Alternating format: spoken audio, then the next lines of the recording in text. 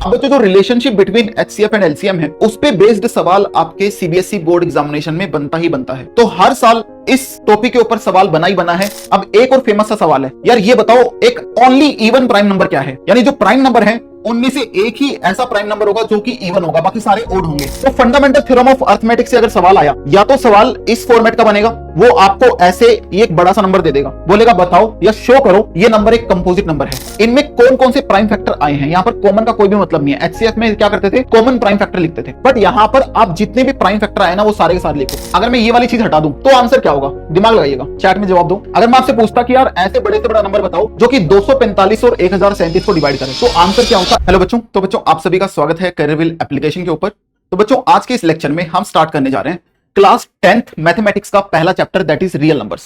तो बच्चों real numbers की शुरुआत करेंगे अपन आज के इस लेक्चर से। तो रियल नंबर आपका क्लास 10th एनसीईआरटी का पहला चैप्टर है, तो बिल्कुल ध्यान से समझिएगा।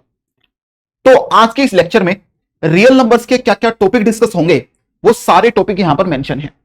तो जो पहला टॉपिक हम डिस्कस कर रहे होंगे वो होगा फंडामेंटल थ्योरम ऑफ अरिथमेटिक, जो कि आपका रियल नंबर्स का पहला टॉपिक है। उसके बाद हम डिस्कस करेंगे एचसीएफ एंड एलसीएम। तो बच्चों जो एचसीएफ और एलसीएम है वो फंडामेंटल थ्योरम ऑफ अरिथमेटिक की ही एप्लीकेशन है, जो कि आज की क्लास में डिस्कस हो रहा होगा। उसके बाद अपन सीखेंगे relationship between HCF and LCM, कि यार एचसीएफ और एलसीएम के बीच में क्या रिलेशन बनता है, उसकी चर्चा भी आज के इसी लेक्चर में होगी। अब बच्चों जो relationship between HCF and LCM है उस पे बेस्ड सवाल आपके सीबीएसई बोर्ड एग्जामिनेशन में बनता ही बनता है। तो हर साल इस टॉपिक के ऊपर सवाल बना ही बना है कि यार एचसीएफ एलसीएम के बीच में एक रिलेशन है, उसमें क्या करेगा, कुछ वैल्यूज गिवन दे देगा, कुछ वैल्यू आपसे पूछ लेगा। तो उसके लिए आपको पहले एचसीएफ और एलसीएम का रिलेशन पता होना चाहिए। नेक्स्ट आएंगे प्रैक्टिस क्वेश्चंस। अब इन सारे टॉपिक पे बेस्ड जो जो सवाल बनेंगे वो सारे सवाल भी आज के इसी लेक्चर में आप सभी को सोल्व कर पाऊंगा, तो एंड तक इस लेक्चर को देखिएगा, ठीक है। तो चलिएगा बच्चों स्टार्ट करते हैं। तो बच्चों fundamental theorem of arithmetic start करने से पहले आपको कुछ बेसिक टर्म्स पता होनी चाहिए, जैसे कि नेचुरल नंबर्स क्या होते हैं, प्राइम नंबर क्या होते हैं, कंपोजिट नंबर क्या होते हैं। ये सारी कहानी आपको पता होनी चाहिए। वैसे तो ये सारी कहानी आपको 7वीं 8वीं 9वीं क्लास में पढ़ा दी जाती है, फिर भी मैं आपको बिल्कुल बेसिक से पढ़ाऊंगा, मैं वो सारी बातें भी आपको दोबारा बताऊंगा। तो चलेगा स्टार्ट करते हैं, आ जाओ। तो यार सबसे पहले बात करते हैं नेचुरल नंबर्स की, कि यार नेचुरल नंबर्स क्या होंगे। तो नेचुरल नंबर्स क्या होते हैं, चैट में बताइएगा, व्हाट आर नेचुरल नंबर्स। तो यार जब आपने स्कूल में जाना स्टार्ट किया था बचपन में, तो आपको क्या पढ़ाया जाता था? आपको काउंटिंग पढ़ाई जाती थी, गिनती पढ़ाई जाती थी आपको। और जो काउंटिंग है, जो गिनती है, वो कहां से स्टार्ट होती थी? सर वो स्टार्ट होती थी 1 से, है ना। पूरी क्लास एक साथ बोलती थी 1 2 3 4 5 6 7 8। तो ये जो काउंटिंग है ना, इसी काउंटिंग को नाम दिया गया नेचुरल नंबर्स का, ठीक है। तो लिखिएगा नेचुरल नंबर्स क्या होंगे, जो काउंटिंग नंबर्स होते हैं, counting numbers are called natural numbers, ठीक है। फॉर एग्जांपल मैं आपको बोलूं 1 2 3 4 अप टू सो ऑन, ये सारे नंबर्स क्या है सर? ये सारे नंबर नेचुरल नंबर की कैटेगरी में आएंगे, ठीक है ना। तो कभी भी ये मत बोल देना सर नेचुरल नंबर तो 0 से स्टार्ट होते हैं, नहीं, नेचुरल नंबर होते हैं काउंटिंग, और काउंटिंग आपकी हमेशा 1 से स्टार्ट होती है। तो जो 1 2 3 4 अप टू सो ऑन होगा, तो ये सारे नंबर किस कैटेगरी में आएंगे? ये आपके नेचुरल नंबर्स की कैटेगरी में आएंगे, ठीक है। नेक्स्ट अगली कहानी है बच्चों प्राइम नंबर्स की, कि यार प्राइम नंबर्स क्या होंगे, बताओ फटाफट से क्या होंगे prime numbers. Anyone in the chat, what do you mean by prime numbers? तो क्या होंगे प्राइम नंबर्स? तो ध्यान से समझिएगा, पहले इसकी डेफिनेशन लिख लें, उसके बाद एक्सप्लेन करता हूं। लिखिएगा डेफिनेशन क्या है। Natural numbers, natural numbers greater than 1, greater than 1 which have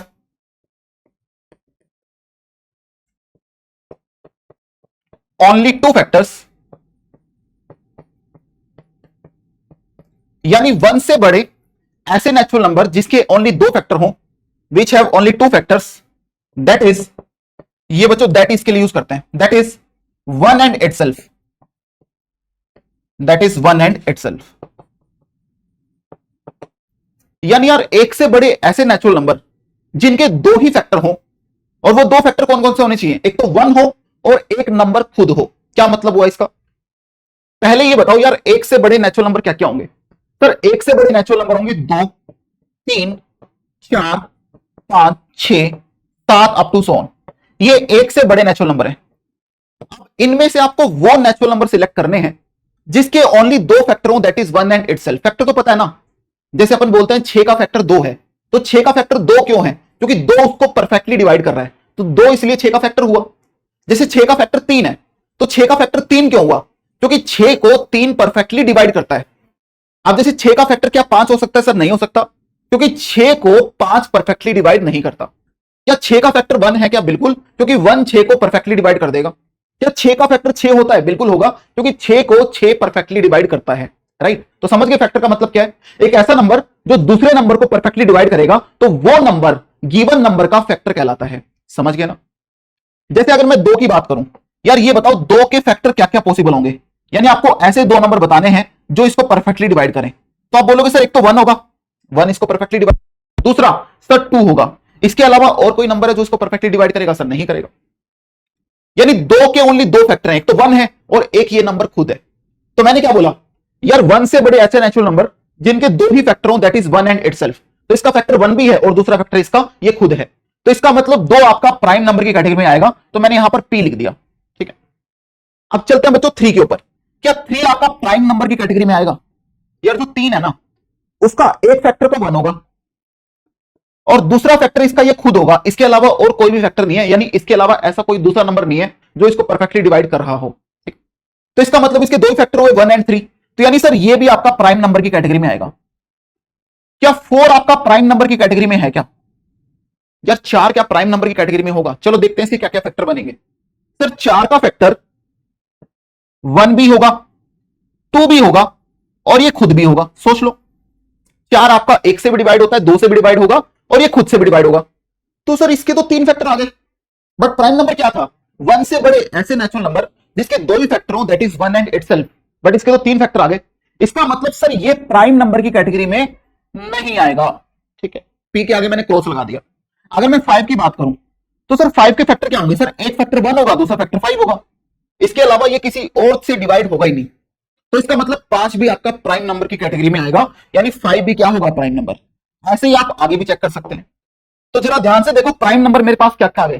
sir जो पहला प्राइम नंबर है ना, वो आ गया 2। नेक्स्ट प्राइम नंबर क्या आ गया? 3। उससे अगला प्राइम नंबर क्या आ गया? 5। ऐसे आप आगे चलोगे, नेक्स्ट आएगा 7, उसके बाद आएगा 11 अप टू सो ऑन।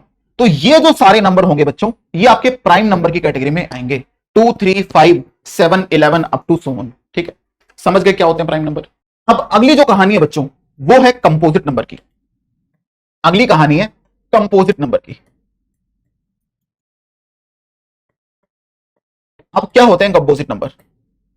इसकी डेफिनेशन लिखने से पहले सिंपल सी बात आपको बताता हूं। यार जितने भी नेचुरल नंबर है ना, उनमें से जो प्राइम नंबर थे उनको हटा दो। नेचुरल नंबर में से, sorry, natural number greater than 1 में से, नेचुरल नंबर ग्रेटर देन 1 में से जो प्राइम नंबर थे ना, उनको हटा दो। जो नंबर बचेंगे वो आपके ऑटोमेटिकली कंपोजिट नंबर ही बचेंगे। दोबारा सुन लो, नेचुरल नंबर ग्रेटर देन 1 में से अगर मैं सारे प्राइम नंबर को हटा दूं, तो बाकी जो नंबर बचे वो आपके कंपोजिट नंबर कहलाएंगे। अब देखो नेचुरल नंबर ग्रेटर देन 1 क्या थे? सर ये रे। इनमें से प्राइम नंबर को हटा दो तो क्या क्या बचेगा? सर यहां पर 4 बचेगा, 6 बचेगा, 8 बचेगा, 9 बचेगा, 10 बचेगा, अप टू सो ऑन। तो ये सारे के सारे क्या हैं? कंपोजिट नंबर हैं। तो कुछ बुक्स में इसकी डेफिनेशन ये भी दे रखी है कि यार नेचुरल नंबर ग्रेटर देन 1 में से if we remove the prime numbers, तो remaining set is of composite numbers. ठीक है, तो अगर अपन कंपोजिट नंबर को लिखें तो पहला कंपोजिट नंबर क्या हो जाएगा? सर पहला कंपोजिट नंबर 4 हो जाएगा, फिर हो जाएगा 6, फिर हो जाएगा 8, फिर 9, फिर 10 अप टू सो ऑन। तो ये जो नंबर्स हैं ये आपके कंपोजिट नंबर हैं। यानी अगर मैं नेचुरल नंबर ग्रेटर देन 1, ये बच्चों ग्रेटर देन का सिंबल, इसमें से रिमूव कर दूं, माइनस का मतलब रिमूव, अगर मैं रिमूव कर दूं प्राइम नंबर्स को, तो मेरे पास जो बचेगा ना बच्चों, वो क्या बचेगा? सर वो अपने पास कंपोजिट नंबर बचेंगे। क्या बचेंगे? Composite number. तो यार ये कहानी बच्चों आपको समझाने के लिए, अब इसकी डेफिनेशन क्या उस पर भी आएंगे, बस आप समझाने के लिए कि नेचुरल नंबर ग्रेटर देन 1 में से सारे प्राइम नंबर को रिमूव कर दो, तो जो नंबर बचे वो सारे के सारे क्या कहलाएंगे? Composite numbers. ठीक है, अब इसकी डेफिनेशन देखो क्या है। डेफिनेशन क्या है? Natural numbers, natural number greater than 1, greater than 1 which have more than 2 factors, which have more than 2 factors। यानी 1 से बड़े ऐसे नेचुरल नंबर जिसके क्या हो, 2 से ज्यादा फैक्टर्स हो, उनको अपन कंपोजिट नंबर बोलेंगे। अब ये चीज आप चेक भी कर सकते हो। जैसे ये बताओ यार, ये सारे 1 से बड़े नेचुरल नंबर हैं, इनमें से ऐसे नंबर बताओ जिसके 2 से ज्यादा फैक्टर हैं, ठीक है, which have more than 2 factors. अब सर 2 से ज्यादा फैक्टर, इसके फैक्टर 2 हैं, इसके फैक्टर 2 हैं। अब देखो 4 के फैक्टर 3 है, दैट इज 1 2 4, यानी 2 से ज्यादा फैक्टर आ गए, तो 4 आपका क्या कहलाएगा, कंपोजिट नंबर कहलाएगा। फिर 5 पे चलते हैं, सर 5 के तो 2 ही फैक्टर हैं। अगर 6 की बात करें, 6 का फैक्टर 1 भी होगा, 2 भी होगा, 3 भी होगा, 6 भी होगा, यानी 4 फैक्टर आ गए, मतलब 2 से ज्यादा हैं, तो अगला कंपोजिट नंबर क्या हो जाएगा, 6। ऐसे ही अगला कंपोजिट नंबर 8 होगा, फिर 9 होगा, फिर 10 होगा। यानी ऐसे नेचुरल नंबर ग्रेटर देन 1 जिसके क्या हो, 2 से ज्यादा फैक्टर हो, उसको अपन कंपोजिट नंबर बोलते हैं। तो अगर मैं आपसे पूछूं कि यार सबसे छोटा कंपोजिट नंबर क्या होता है, तो आंसर आएगा 4। 4 is the smallest composite number. अगर मैं आपसे पूछूं स्मॉलेस्ट प्राइम नंबर क्या है, सर स्मॉलेस्ट प्राइम नंबर होता है 2। 2 सबसे छोटा प्राइम नंबर होता है। अब एक और फेमस सा सवाल है, यार ये बताओ एक ओनली इवन प्राइम नंबर क्या है, यानी जो प्राइम नंबर है उनमें से एक ही ऐसा प्राइम नंबर होगा जो कि इवन होगा, बाकी सारे ओड होंगे, तो वो नंबर क्या है, 2 है। तो बच्चों 2 सबसे छोटा प्राइम नंबर भी है और 2 is the only even prime number, यानी इवन नंबर में से एक ही ऐसा इवन नंबर होता है जो कि प्राइम होगा, दैट इज 2। ठीक है, तो प्राइम नंबर पे ये भी सवाल बनता है। ठीक है, तो बच्चों this is all about natural numbers, prime numbers and composite number. I hope सबको समझ में आ गया होगा। डन है ना भाई, चले आगे। तो अब अपन स्टार्ट करने जा रहे हैं। जैसे कि अपन ने यहां पर लिखा था, पहला टॉपिक हम डिस्कस करेंगे फंडामेंटल थ्योरम ऑफ अर्थमेटिक। अब इसके लिए हमें ये कहानी पता होनी चाहिए थी जो कि मैंने आपको बता दी। तो अब देखिएगा फंडामेंटल थ्योरम ऑफ अर्थमेटिक क्या होती है। तो स्क्रीन पर स्लाइड के ऊपर इसकी डेफिनेशन लिखी हुई है। तो इस डेफिनेशन पे आने से पहले अपन समझ लेते हैं कि यार फंडामेंटल थ्योरम ऑफ अर्थमेटिक होती क्या है, फिर आपको डायरेक्टली ये डेफिनेशन भी समझ में आ जाएगी। देसी भाषा में पहले समझ लेते हैं। तो बच्चों जो फंडामेंटल थ्योरम ऑफ अर्थमेटिक है ना, वो तो बस डराने के लिए ऐसे ये बड़ा सा नाम लिख दिया। Fundamental theorem of arithmetic is nothing but, ये आपका प्राइम फैक्टराइजेशन होता है। जो आप बचपन में पढ़ते थे ना, प्राइम फैक्टराइजेशन, उसी को एक दूसरे रूप में लिख दिया और नाम दे दिया फंडामेंटल थ्योरम ऑफ अर्थमेटिक। ये होता प्राइम फैक्टराइजेशन ही है। ठीक है, सुनेगा ध्यान से। जैसे यार मैंने आपको बोला कि एक नंबर है 15। 15 क्या है, कंपोजिट नंबर है। 15 क्या है, कंपोजिट नंबर। आके ना अभी बड़े कंपोजिट नंबर क्या होते हैं। तो अगर 15 का मुझे करना हो प्राइम फैक्टराइजेशन, तो आप क्या करते थे सर, बचपन में ऐसे ही करते थे अपन, है ना। तो पहले किस पे जाएगा सर, 3 पे। 3 5 जा 15, फिर 5 1 जा 5। तो 15 को अपन लिखते थे 3 गुना 5। 15 को लिखते थे 3 गुना 5, राइट है। उसके बाद बात करते हैं, लेट मैंने बात कर लिया यार यहां पर 18 की। तो 18 का जब प्राइम फैक्टराइजेशन करते थे तो वो क्या होता था, पहले जाएगा 2 9 जा 18, फिर 3 3 जा 9, और फिर 3 1 जा 3। तो 18 बराबर हो गया 2 गुना में 3 गुना में 3। ठीक है, और बच्चों 18 भी क्या है, कंपोजिट नंबर। आप सुनते जाएगा ध्यान से। तो यानी जो भी कोई भी कंपोजिट नंबर मेरे सामने आएगा, जैसे 15 एक कंपोजिट नंबर है, 18 एक कंपोजिट नंबर है, तो कैन वी से दैट उसको हम प्राइम नंबर के प्रोडक्ट के रूप में लिख सकते हैं। कोई भी कंपोजिट नंबर है उसको अपन प्राइम नंबर के प्रोडक्ट के रूप में लिख सकते हैं यूजिंग प्राइम फैक्टराइजेशन। देख लो 15 को लिख दिया 3 और 3 गुना 5, 3 भी प्राइम है 5 भी प्राइम है। 18 को मैंने लिख दिया 2 गुना 3 गुना 3, तो 2 भी प्राइम 3 भी क्या है, प्राइम है। यानी कोई भी कंपोजिट नंबर जो है उसको हम प्राइम नंबर के मल्टीप्लिकेशन के रूप में लिख सकते हैं। तो पहली बात तो ये हो गई। ठीक है, दूसरा, अब बच्चों जो ये अपन लिख रहे हैं 2 गुना 3 गुना 3, क्या इसके अलावा यहां पर और कोई प्राइम नंबर आ सकता है सर, नहीं आ सकता यार। ऐसा थोड़ी कि 18 को आप 2 गुना 3 गुना 3 के अलावा और किसी प्राइम नंबर के मल्टीप्लिकेशन के रूप में लिख सकते हो, ऐसा तो नहीं है, यही होगा। तो कैन वी से दैट ये जो रिप्रेजेंटेशन है ये यूनिक है। ये जो रिप्रेजेंटेशन है सर ये यूनिक है, इसके अलावा और कोई रिप्रेजेंटेशन नहीं हो सकता। 18 को आप अगर प्राइम नंबर के प्रोडक्ट के रूप में लिखना चाहते हैं तो वो 2 गुना 3 गुना 3 ही होगा। 15 इक्वल टू 3 गुना 5 ही होगा। अब जैसे कोई बच्चा बोलेगा सर 18 को लिख दो 2 गुना 9, बट 9 तो प्राइम नहीं है ना। मैंने क्या बोला, 18 को अपन प्राइम नंबर के प्रोडक्ट के रूप में लिख रहे हैं, तो ये एक यूनिक ही कॉम्बिनेशन होगा, इसके अलावा और कुछ भी यहां पर नहीं बैठेगा। ऐसा नहीं कि 18 को आप किसी दूसरे प्राइम नंबर के प्रोडक्ट के रूप में लिख सकते हो, नहीं। ठीक है, तो यानी बच्चों पहली बात तो अपन ने क्या सीखी, क्या कोई भी कंपोजिट नंबर जो है, कोई भी कंपोजिट नंबर जो है उसको प्रोडक्ट ऑफ प्राइम के रूप में लिख सकते हैं, प्रोडक्ट ऑफ प्राइम के रूप में। ठीक है, दूसरा ये जो होगा ना ये एक यूनिक होगा, ये जो रिप्रेजेंटेशन है ये क्या होगा, यूनिक। यानी 15 को अपन 3 गुना 5 ही लिख सकते हैं, 3 गुना 7 नहीं लिख सकते आप। ठीक है, अब तीसरी कहानी क्या है, अब तो ये बताओ 15 को या तो 5 गुना 3 लिखो या 3 गुना 5 लिखो, बात तो सेम ही है। अब 18 को आप लिख दो 2 गुना 3 गुना 3 या फिर 3 गुना 3 गुना 2 या फिर 3 गुना 2 गुना 3, आएगा तो 18 ही। तो क्या इन प्राइम नंबर्स का ऑर्डर मैटर कर रहा है? नहीं कर रहा सर, या तो इसको 5 गुना 3 लिखो या 3 गुना 5 लिखो, बात सेम है। तो तीसरी बात क्या है, ऑर्डर डज नॉट मैटर। जो ये रिप्रेजेंटेशन है प्रोडक्ट ऑफ प्राइम की, इसमें order does not matter, order does not matter, order does not matter. क्या ये तीनों बातें पकड़ में आ गई? पहला, कोई भी कंपोजिट नंबर उसको लिख सकते हैं अपन प्रोडक्ट ऑफ प्राइम्स, और जो ये रिप्रेजेंटेशन होगा ये क्या होगा, यूनिक होगा, है ना। उसके बाद जो ये प्राइम नंबर के प्रोडक्ट आप लिख रहे हो, तो सर इसमें ऑर्डर मैटर नहीं करता। पहले आप किसी भी दूसरे प्राइम नंबर को लिख सकते हो, जैसे 15 को या तो 3 गुना 5 लिख दो या 5 गुना 3, बात सेम है। ठीक है, अब इन्हीं तीनों बातों को मिक्स करके आपको एक थ्योरम दे दी गई जिसका नाम उसने रख दिया that is fundamental theorem of arithmetic. तो बच्चों इन्हीं तीनों बातों को मर्ज करके एक थ्योरम बना दी, उसी को बोल दिया गया फंडामेंटल थ्योरम ऑफ अर्थमेटिक। तो मैंने क्या बोला था आपको, ये जो फंडामेंटल थ्योरम ऑफ अर्थमेटिक है ना, वो वही है जो अपन में बचपन में प्राइम फैक्टराइजेशन पढ़ा था। बस प्राइम फैक्टराइजेशन को थोड़ा ऑब्जर्व करके ये तीन बातें लिखी गई और इन तीनों को मर्ज करके एक थ्योरम बना दी जिसको बोल दिया फंडामेंटल थ्योरम ऑफ अर्थमेटिक। ठीक है, तो अब पढ़ लेते हैं डेफिनेशन को। Every composite number can be uniquely expressed as a product of primes.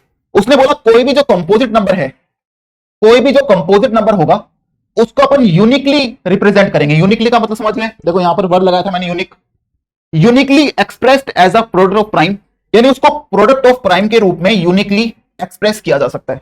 उसके बाद except for the order in which these prime factor occurs, except for the order in which these prime factor occur. इसका मतलब यह है कि जो order है prime factor का वो आपका मैटर नहीं करेगा, वो ऑर्डर कुछ भी हो सकता है।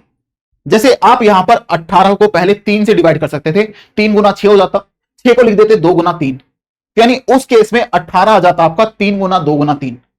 बात समझ में आ गई? यानी जो ऑर्डर है ना वो मैटर नहीं करेगा। तो ये चीज लिखी गई थर्ड वाली लाइन में, accept for the order in which these prime factor occurs. ठीक है, कोई डाउट किसी को इसमें? अरे हाँ कि ना, फटाफट से बताओ। तो this is fundamental theorem of arithmetic. अब बच्चों ये जो स्टेटमेंट है ना, ये आपको पता होनी चाहिए, कई बार एग्जामिनेशन में यही सवाल आ जाता है, state fundamental theorem of arithmetic.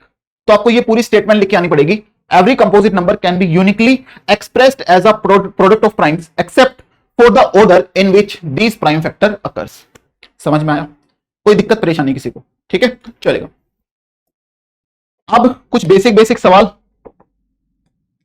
जैसे मैं आपको बोलूं कि यार 126 से कंपोजिट नंबर है ना, तो इसका प्राइम फैक्टराइजेशन करो, यानी फंडामेंटल थ्योरम ऑफ अर्थमेटिक की हेल्प से इसको प्राइम नंबर्स के प्रोडक्ट के रूप में एक्सप्रेस करो। सिंपल सी बात। तो सर क्या करेंगे, पहले ये 2 से डिवाइड होगा, तो 2 6 12, 2 3 6, फिर उसके बाद 3 से होगा, 3 दूनी 6, 3 एकम 3, उसके बाद 3 से होगा 3 7 21, तो यानी 126 को हम लिखेंगे 2 इंटू में 3 इंटू में 3 इंटू में 7। तो हमने इसको प्राइम नंबर के प्रोडक्ट के रूप में एक्सप्रेस कर दिया। ठीक है, आगे चलेगा।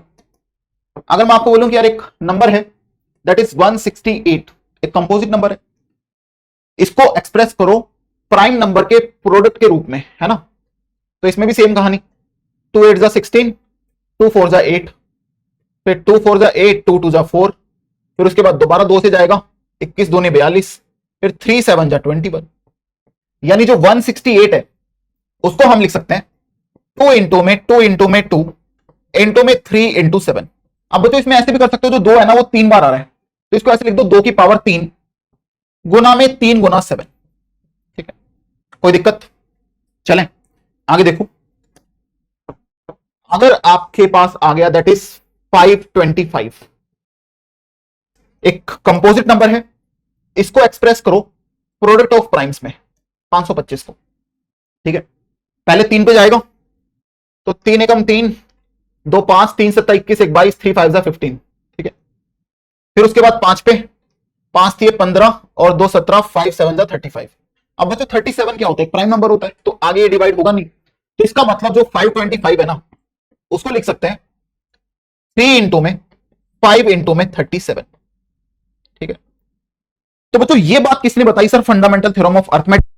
कोई भी जो कंपोजिट नंबर होगा उसको हम प्रोडक्ट ऑफ प्राइम के रूप में लिख सकते हैं, और वो जो रिप्रेजेंटेशन होगा वो यूनिक होगा, और जो प्राइम फैक्टर्स का जो ऑर्डर है वो मैटर नहीं करेगा, ऑर्डर चाहे कुछ भी ले सकते हो। ठीक है, समझ में आया?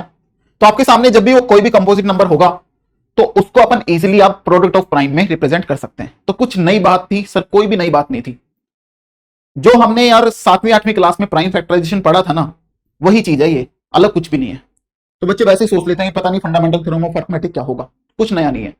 बस प्राइम फैक्टराइजेशन को ऑब्जर्व करना था कि यार प्राइम फैक्टराइजेशन से मुझे ये 3 बातें सीखने को मिलती हैं, तो इन्हीं तीनों बातों को कंबाइन करके ये थ्योरम दे दी गई। ठीक है, अब चलो, अब यार आपके बोर्ड एग्जामिनेशन में अगर सीबीएसई बोर्ड की बात करें क्या क्या सवाल बनेंगे, तो पहला सवाल देखो, ये सवाल आपके सीबीएसई का ये सवाल आपका पीवाईक्यू, ये सवाल आपका प्रीवियस ईयर क्वेश्चन है भाई, जो सीबीएसई के पेपर में पूछा गया था। आ जाइए, तो सवाल में क्या है, show that each of the following is a composite number. तो आपको शो करना है कि यार ये नंबर कंपोजिट नंबर होंगे। तो 2 पार्ट है, पहला पार्ट ये हो गया, सेकंड पार्ट ये हो गया। ठीक है, तो कैसे प्रूफ करोगे ये पूरा नंबर एक कंपोजिट नंबर है? अब देखो कंपोजिट नंबर की डेफिनेशन क्या थी, 1 से बड़े ऐसे नेचुरल नंबर जिनके 2 से ज्यादा फैक्टर हैं। तो कैसे भी करके मैं ये प्रूफ कर दूं कि यार इसके 2 से ज्यादा फैक्टर हैं, तो ये आपका कंपोजिट नंबर की कैटेगरी में आ जाएगा। ठीक है, अब सुनो ध्यान से, जैसे यार यहां पर लिखा हुआ है 5 इंटू 11 इंटू 13 प्लस 13 है। क्या लिखा हुआ है? 5 इंटू 11 इंटू 13 और प्लस में दे रखा है 13। अब देखो ये पूरा एक नंबर है मल्टीप्लाई होके, और सर ये एक नंबर है बीच में प्लस साइन है। ठीक है, तो अब देखो यार जो ये वाला नंबर है और ये वाला जो नंबर है, क्या इन दोनों में कुछ कॉमन आएगा? सर बिल्कुल आएगा। देखो यहां पर 13 और यहां पर भी 13, तो दोनों में एक काम करो, 13 ले लो कॉमन। तो 13 हमने कॉमन निकाल लिया, तो यहां क्या बचा?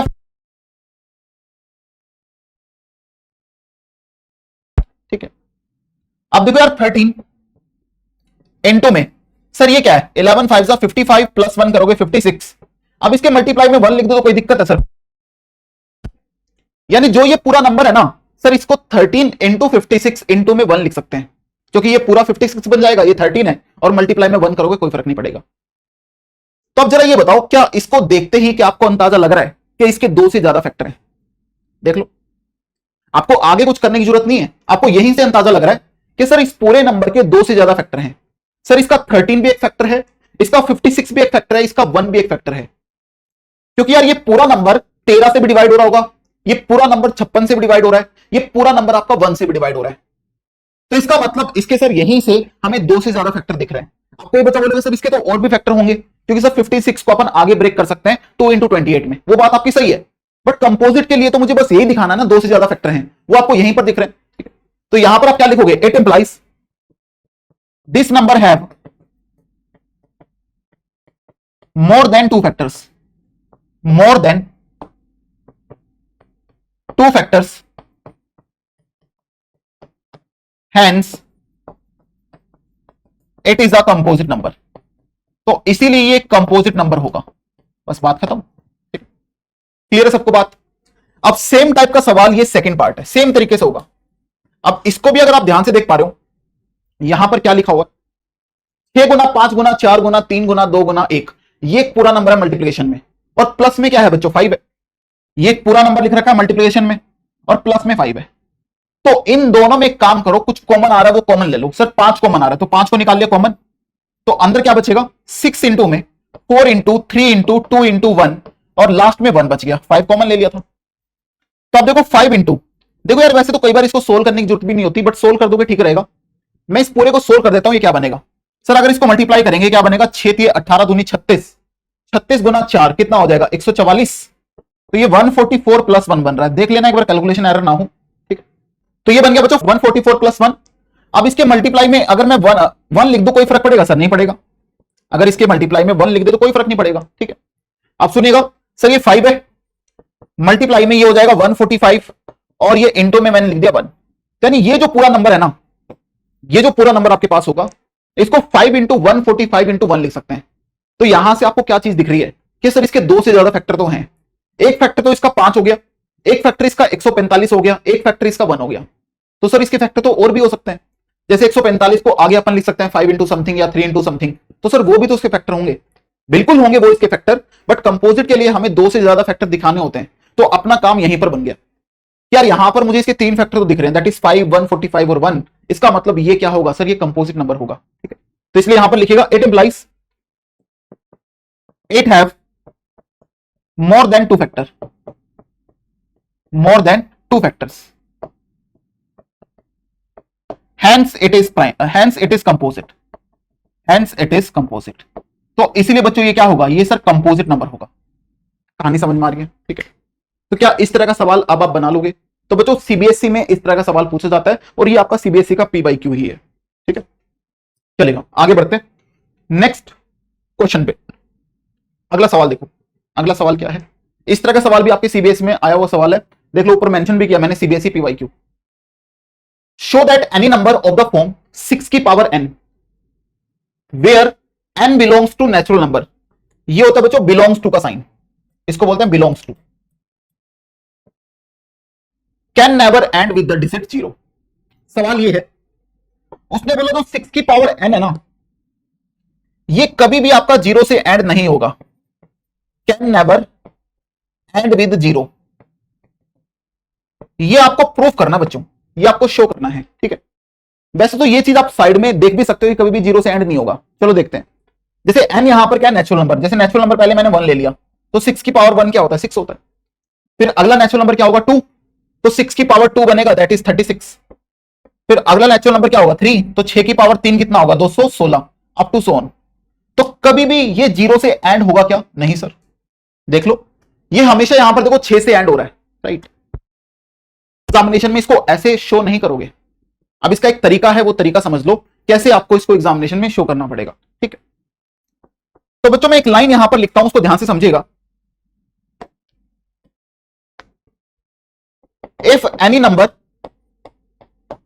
And with digit 0, end with digit 0, अगर कोई नंबर 0 से एंड करेगा then in its prime factorisation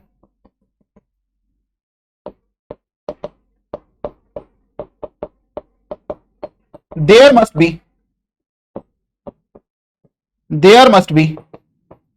a pair of 2 and 5। तो उसके प्राइम फैक्टराइजेशन में 2 और 5 का एक पेयर डेफिनेटली होना चाहिए। तो उसके प्राइम फैक्टराइजेशन में 2 और 5 का एक पेयर होना ही चाहिए। सोच लो कोई भी एक ऐसा नंबर जो कि 0 से एंड हो रहा है, उसके प्राइम फैक्टराइजेशन में 2 और 5 का आपको पेयर मिलेगा ही मिलेगा। जैसे कि बच्चों अपन 10 की बात करें, जैसे मैंने बात करी 10 की, तो 10 का जब प्राइम फैक्टराइजेशन करेंगे वो 2 गुना 5 होगा। क्या 2 और 5 का एक पेयर है क्या, सर बिल्कुल है। अरे हाँ, क्या ना। जैसे मैं बात करता हूं 20 की, देखो 0 से एंड हो रहा है, इसको लिखेंगे 2 गुना 5। क्या 2 और 5 का एक पेयर है क्या, बिल्कुल है। क्योंकि बच्चों 2 और 5 से मिलकर तो 0 बनेगी, 2 5 10, ठीक है। तो याद रखना जब भी कोई नंबर 0 से एंड करता है तो उसके प्राइम फैक्टराइजेशन में 2 और 5 का कम से कम एक पेयर तो होगा, ठीक है। तो अब उसने बोला शो करो 6 की पावर n कभी भी 0 से एंड नहीं करेगा। तो 0 से एंड ये तभी तो करेगा जब इसके प्राइम फैक्टराइजेशन के अंदर 2 और 5 का एक पेयर हो, ठीक है। अब सर 6 की पावर n का जब हम प्राइम फैक्टराइजेशन करेंगे तो 6 क्या होता है सर, 6 होता है 2 गुना 3। अब ऊपर पावर कोई भी नेचुरल नंबर आ जाए तो क्या इसके प्राइम फैक्टराइजेशन में 2 और 5 का पेयर आया, सर नहीं आया। सर 2 तो है बट 5 नहीं है। ना ही तो अकेले 2 से काम चलेगा, ना ही अकेले 5 से, दोनों होने चाहिए तभी जाके 0 से एंड होगा, ठीक है। तो आप लिखोगे 6 की power n equal to 2 into 3 की पावर n। तो इट डज नॉट कंटेन, ऐसे लिखो, so its prime factorisation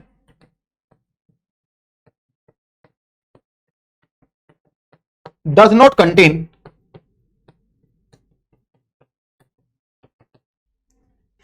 any 2 and 5 pair, hence it can never end with the digit 0, end with the digit 0। तो इसीलिए कभी भी 0 से एंड नहीं होगा, इसलिए कभी भी 0 से एंड नहीं होगा, समझ गए।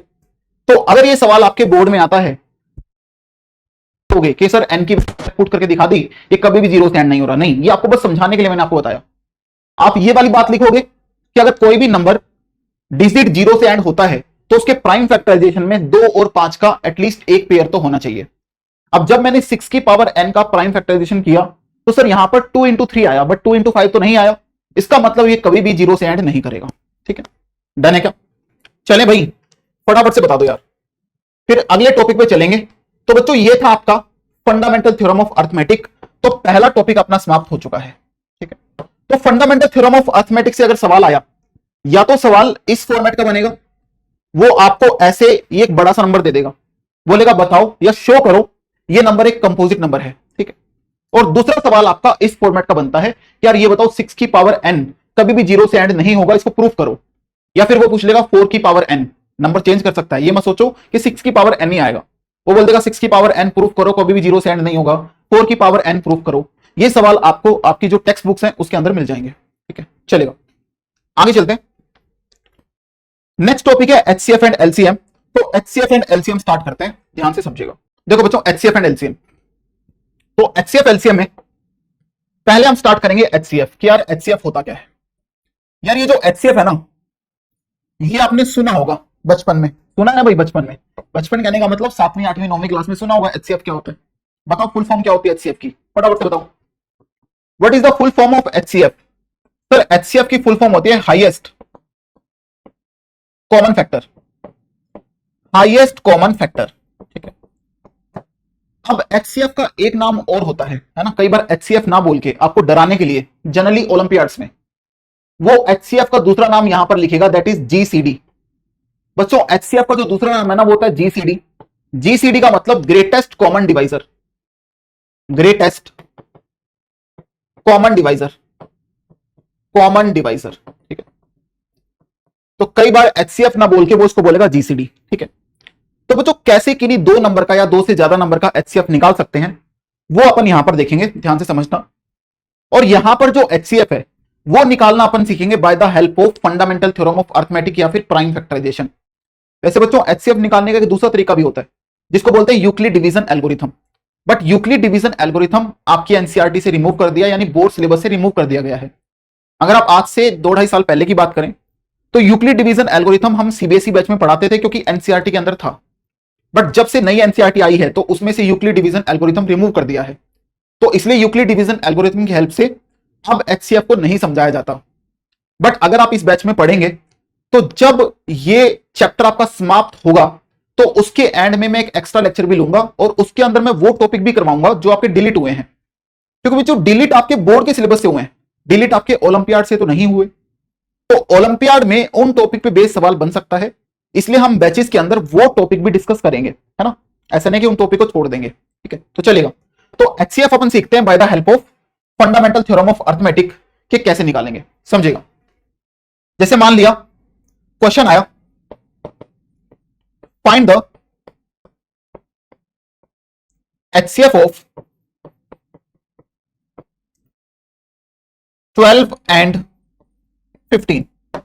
यार 12 और 15 का HCF निकालो। ठीक है, अब मैंने यहां पर मेथड नहीं बोला, तो मेथड नहीं बोला तो अंडरस्टूड है कि मैं फंडामेंटल थ्योरम ऑफ अर्थमेटिक का ही यूज करवाना चाहता हूं। ठीक है, तो बच्चों सबसे पहले आपको करना क्या है, सबसे पहले 12 और 15 का प्राइम फैक्टराइजेशन कर लो। ठीक है, अब 12 का प्राइम फैक्टराइजेशन करोगे तो सबसे पहले 2 6 12, फिर 2 3 6, यानी सिर्फ 12 को अपन क्या लिख सकते हैं, 12 को लिख सकते हैं 2 गुना 2 गुना 3। अब बच्चों ये वाली जो चीज है ना, ये हर बार करने की जरूरत नहीं है।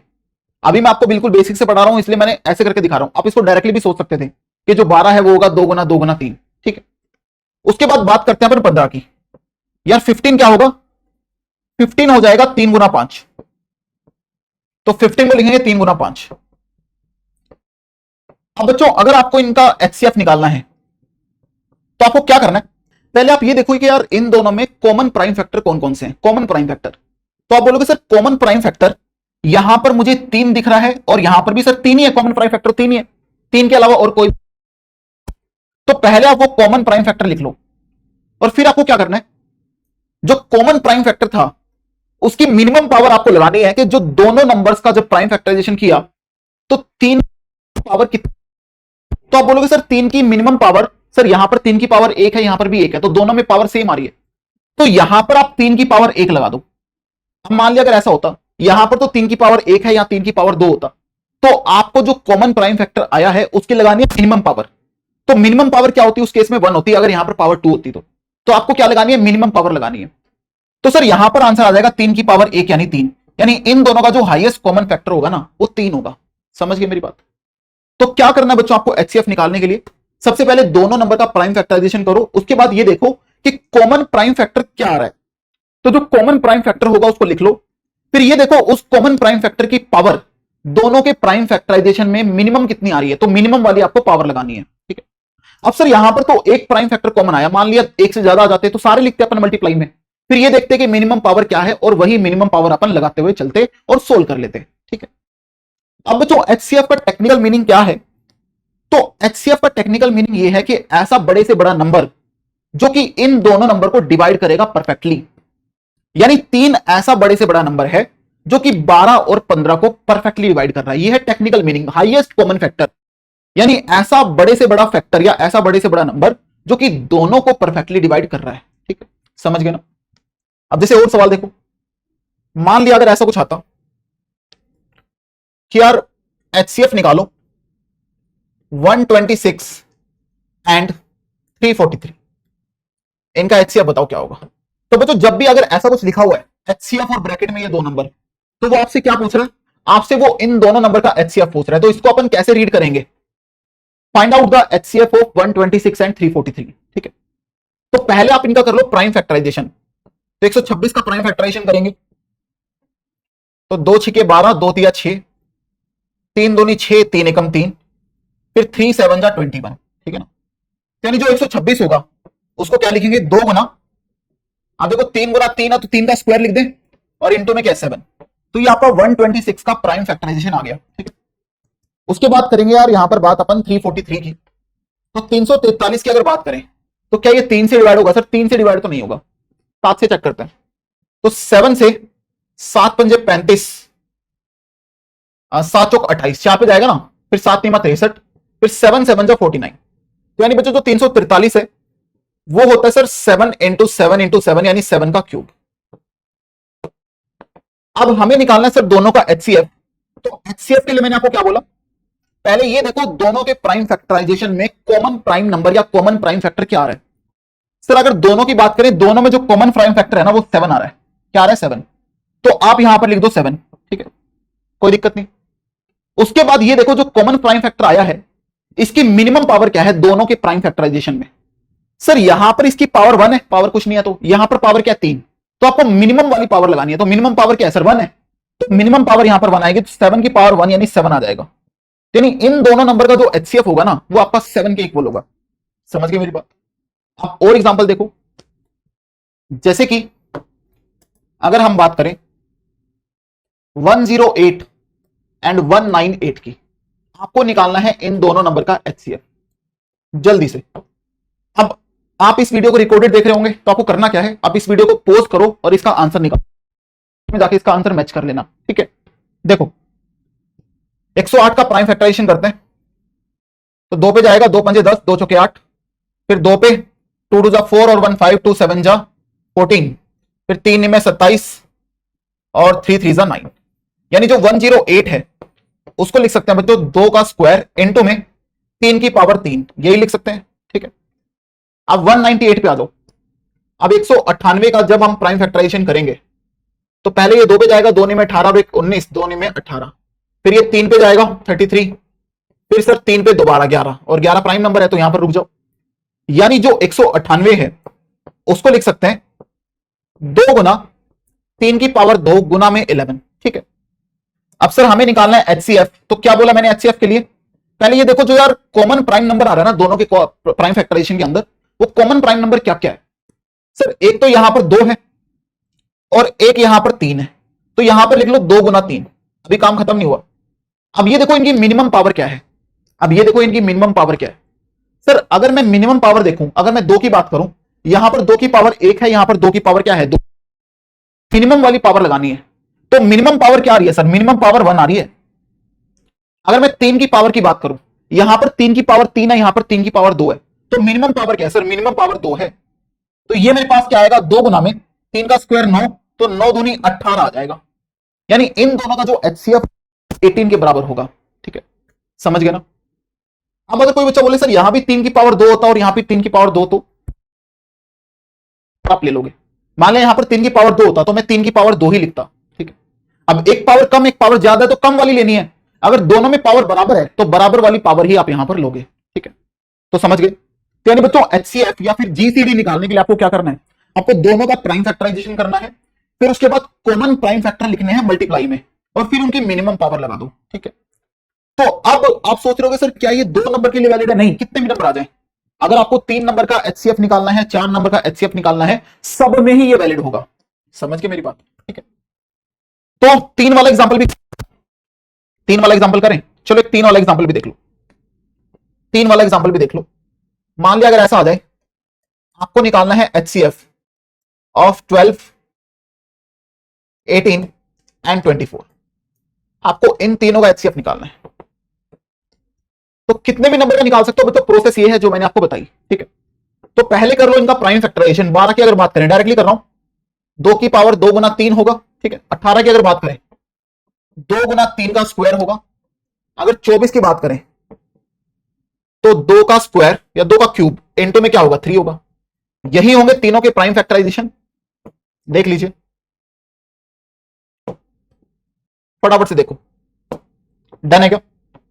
अब हमें निकालना है एचसीएफ। तो एचसीएफ के लिए पहला काम क्या होगा, आप इनमें ये देखोगे यार कॉमन प्राइम फैक्टर क्या क्या आ रहा है, पहले वो लिख लो। अब यहां पर 3 नंबर है तो तीनों में देखेंगे, ऐसा नहीं कि 2 में तो है बट तीसरे में कॉमन नहीं है, नहीं, तीनों में कॉमन देखो क्या है। सर पहली बात तो 2 तीनों के अंदर आ रहा है, तो 2 तीनों के अंदर आ रहा है तो यहां पर 2 लिख लो, मल्टीप्लाई बाय, क्या 3 भी तीनों के अंदर आ रहा है, क्या बिल्कुल आ रहा है, तो 3 भी लिख लो। फिर आप लगाओ मिनिमम पावर, अब तीनों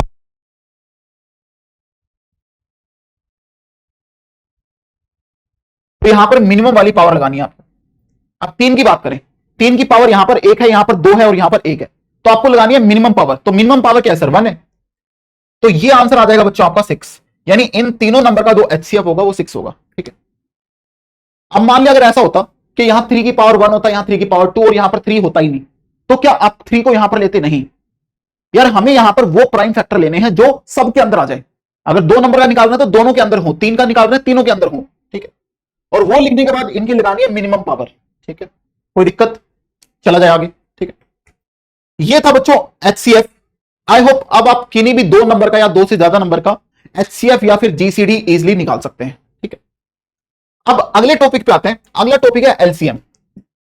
अब देखिएगा एलसीएम क्या होता है और कैसे हम प्राइम फैक्टराइजेशन की हेल्प से एलसीएम को निकालेंगे, समझिएगा। पहले ये बताओ एलसीएम की फुल फॉर्म क्या होती है। एलसीएम तो बचपन से सुनते आ रहे हैं, एलसीएम। सर एलसीएम की फुल फॉर्म होती है least common multiple, least common multiple, ठीक है। अब देखो अगर इसका टेक्निकल मीनिंग समझें कि यार लीस्ट कॉमन मल्टीपल क्या है, इसका मतलब जैसे एचसीएफ का मतलब क्या था सर, एचसीएफ का मतलब था ऐसे बड़े से बड़ा नंबर जो कि उन दोनों नंबर को डिवाइड करें। अगर 2 का एचसीएफ निकाल रहे हैं, अगर 3 का एचसीएफ निकाल रहे हैं, हम ऐसा बड़े से बड़ा नंबर फाइंड आउट कर रहे हैं जो उन तीनों को परफेक्टली डिवाइड करे, ठीक है। अब लीस्ट कॉमन मल्टीपल का मतलब क्या है, जैसे 2 नंबर का एलसीएम निकाल रहे हैं, तो 2 नंबर का एलसीएम निकालने का मतलब हम उन दोनों नंबर का सबसे छोटा कॉमन मल्टीपल निकाल रहे हैं, या हम इसको ऐसे समझ सकते हैं देसी भाषा में, यानी जब मैं दोनों के पहाड़े लिखूंगा, दोनों की टेबल लिखूंगा, तो मैं ये देखूंगा सबसे छोटा नंबर कॉमन कौन सा है दोनों के पहाड़े में, तो वो छोटा नंबर एलसीएम कहलाएगा, यानी लीस्ट कॉमन मल्टीपल कहलाएगा, ठीक है। अब कैसे आप किन्हीं भी 2 नंबर का एलसीएम निकाल सकते हैं by the help of prime factorization, तो समझिएगा। जैसे मान लिया एक नंबर मेरे पास 12 है और दूसरा नंबर है 18, मुझे निकालना है इनका एलसीएम, आपको एलसीएम फाइंड आउट करना है। तो बच्चों पहला स्टेप तो सेम है जो अपन ने एचसीएफ में किया, आप इसका प्राइम फैक्टराइजेशन कर लो, ठीक है। तो 12 का प्राइम फैक्टराइजेशन क्या होगा सर, 2 की पावर 2 गुना 3, यही होगा। 18 का प्राइम फैक्टराइजेशन क्या होगा सर, 2 गुना 3 का स्क्वायर, यही होगा। तो बच्चों एलसीएम में आपको क्या करना है, तो ध्यान से समझिएगा भाई, एचसीएफ की दुनिया से थोड़ा बाहर आ जाओ, अब एलसीएम पे फोकस करो। अब एलसीएम में करना क्या है, अब देखो एचसीएफ में क्या होता था, जो कॉमन वाले प्राइम फैक्टर है ना वो अपन यहां पर लिखते थे, बट एलसीएम में क्या करना है, आप जितने भी प्राइम फैक्टर आ रहे हैं ना दोनों के प्राइम फैक्टराइजेशन में, वो सारे के सारे लिखोगे। दोबारा सुनो, दोनों के प्राइम फैक्टराइजेशन में जितने भी प्राइम फैक्टर आ रहे हैं वो आप सारे के सारे लिख दो।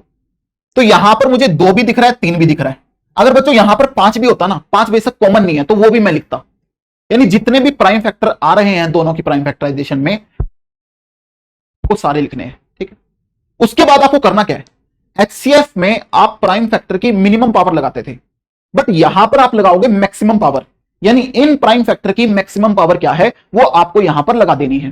तो यहां पर अगर मैं 2 की बात करूं, सर 2 की पावर यहां 2 है, यहां पर 1 है, तो आपको लगानी है मैक्सिमम वाली पावर, जो कि यहां पर क्या है सर 2 है। अगर मैं बात करता हूं 3 की, सर 3 की पावर यहां पर 1 है, यहां पर 2 है, तो आपको 2 लगानी है, यानी जो मैक्सिमम है, ठीक है। अब सुनिएगा, सर ये 2 का स्क्वायर हो गया 4, 3 का स्क्वायर हो गया 9, तो यानी आंसर कितना आ गया 36। यानी दोनों का जो लीस्ट कॉमन मल्टीपल होगा, जो एलसीएम होगा, वो 36 होगा।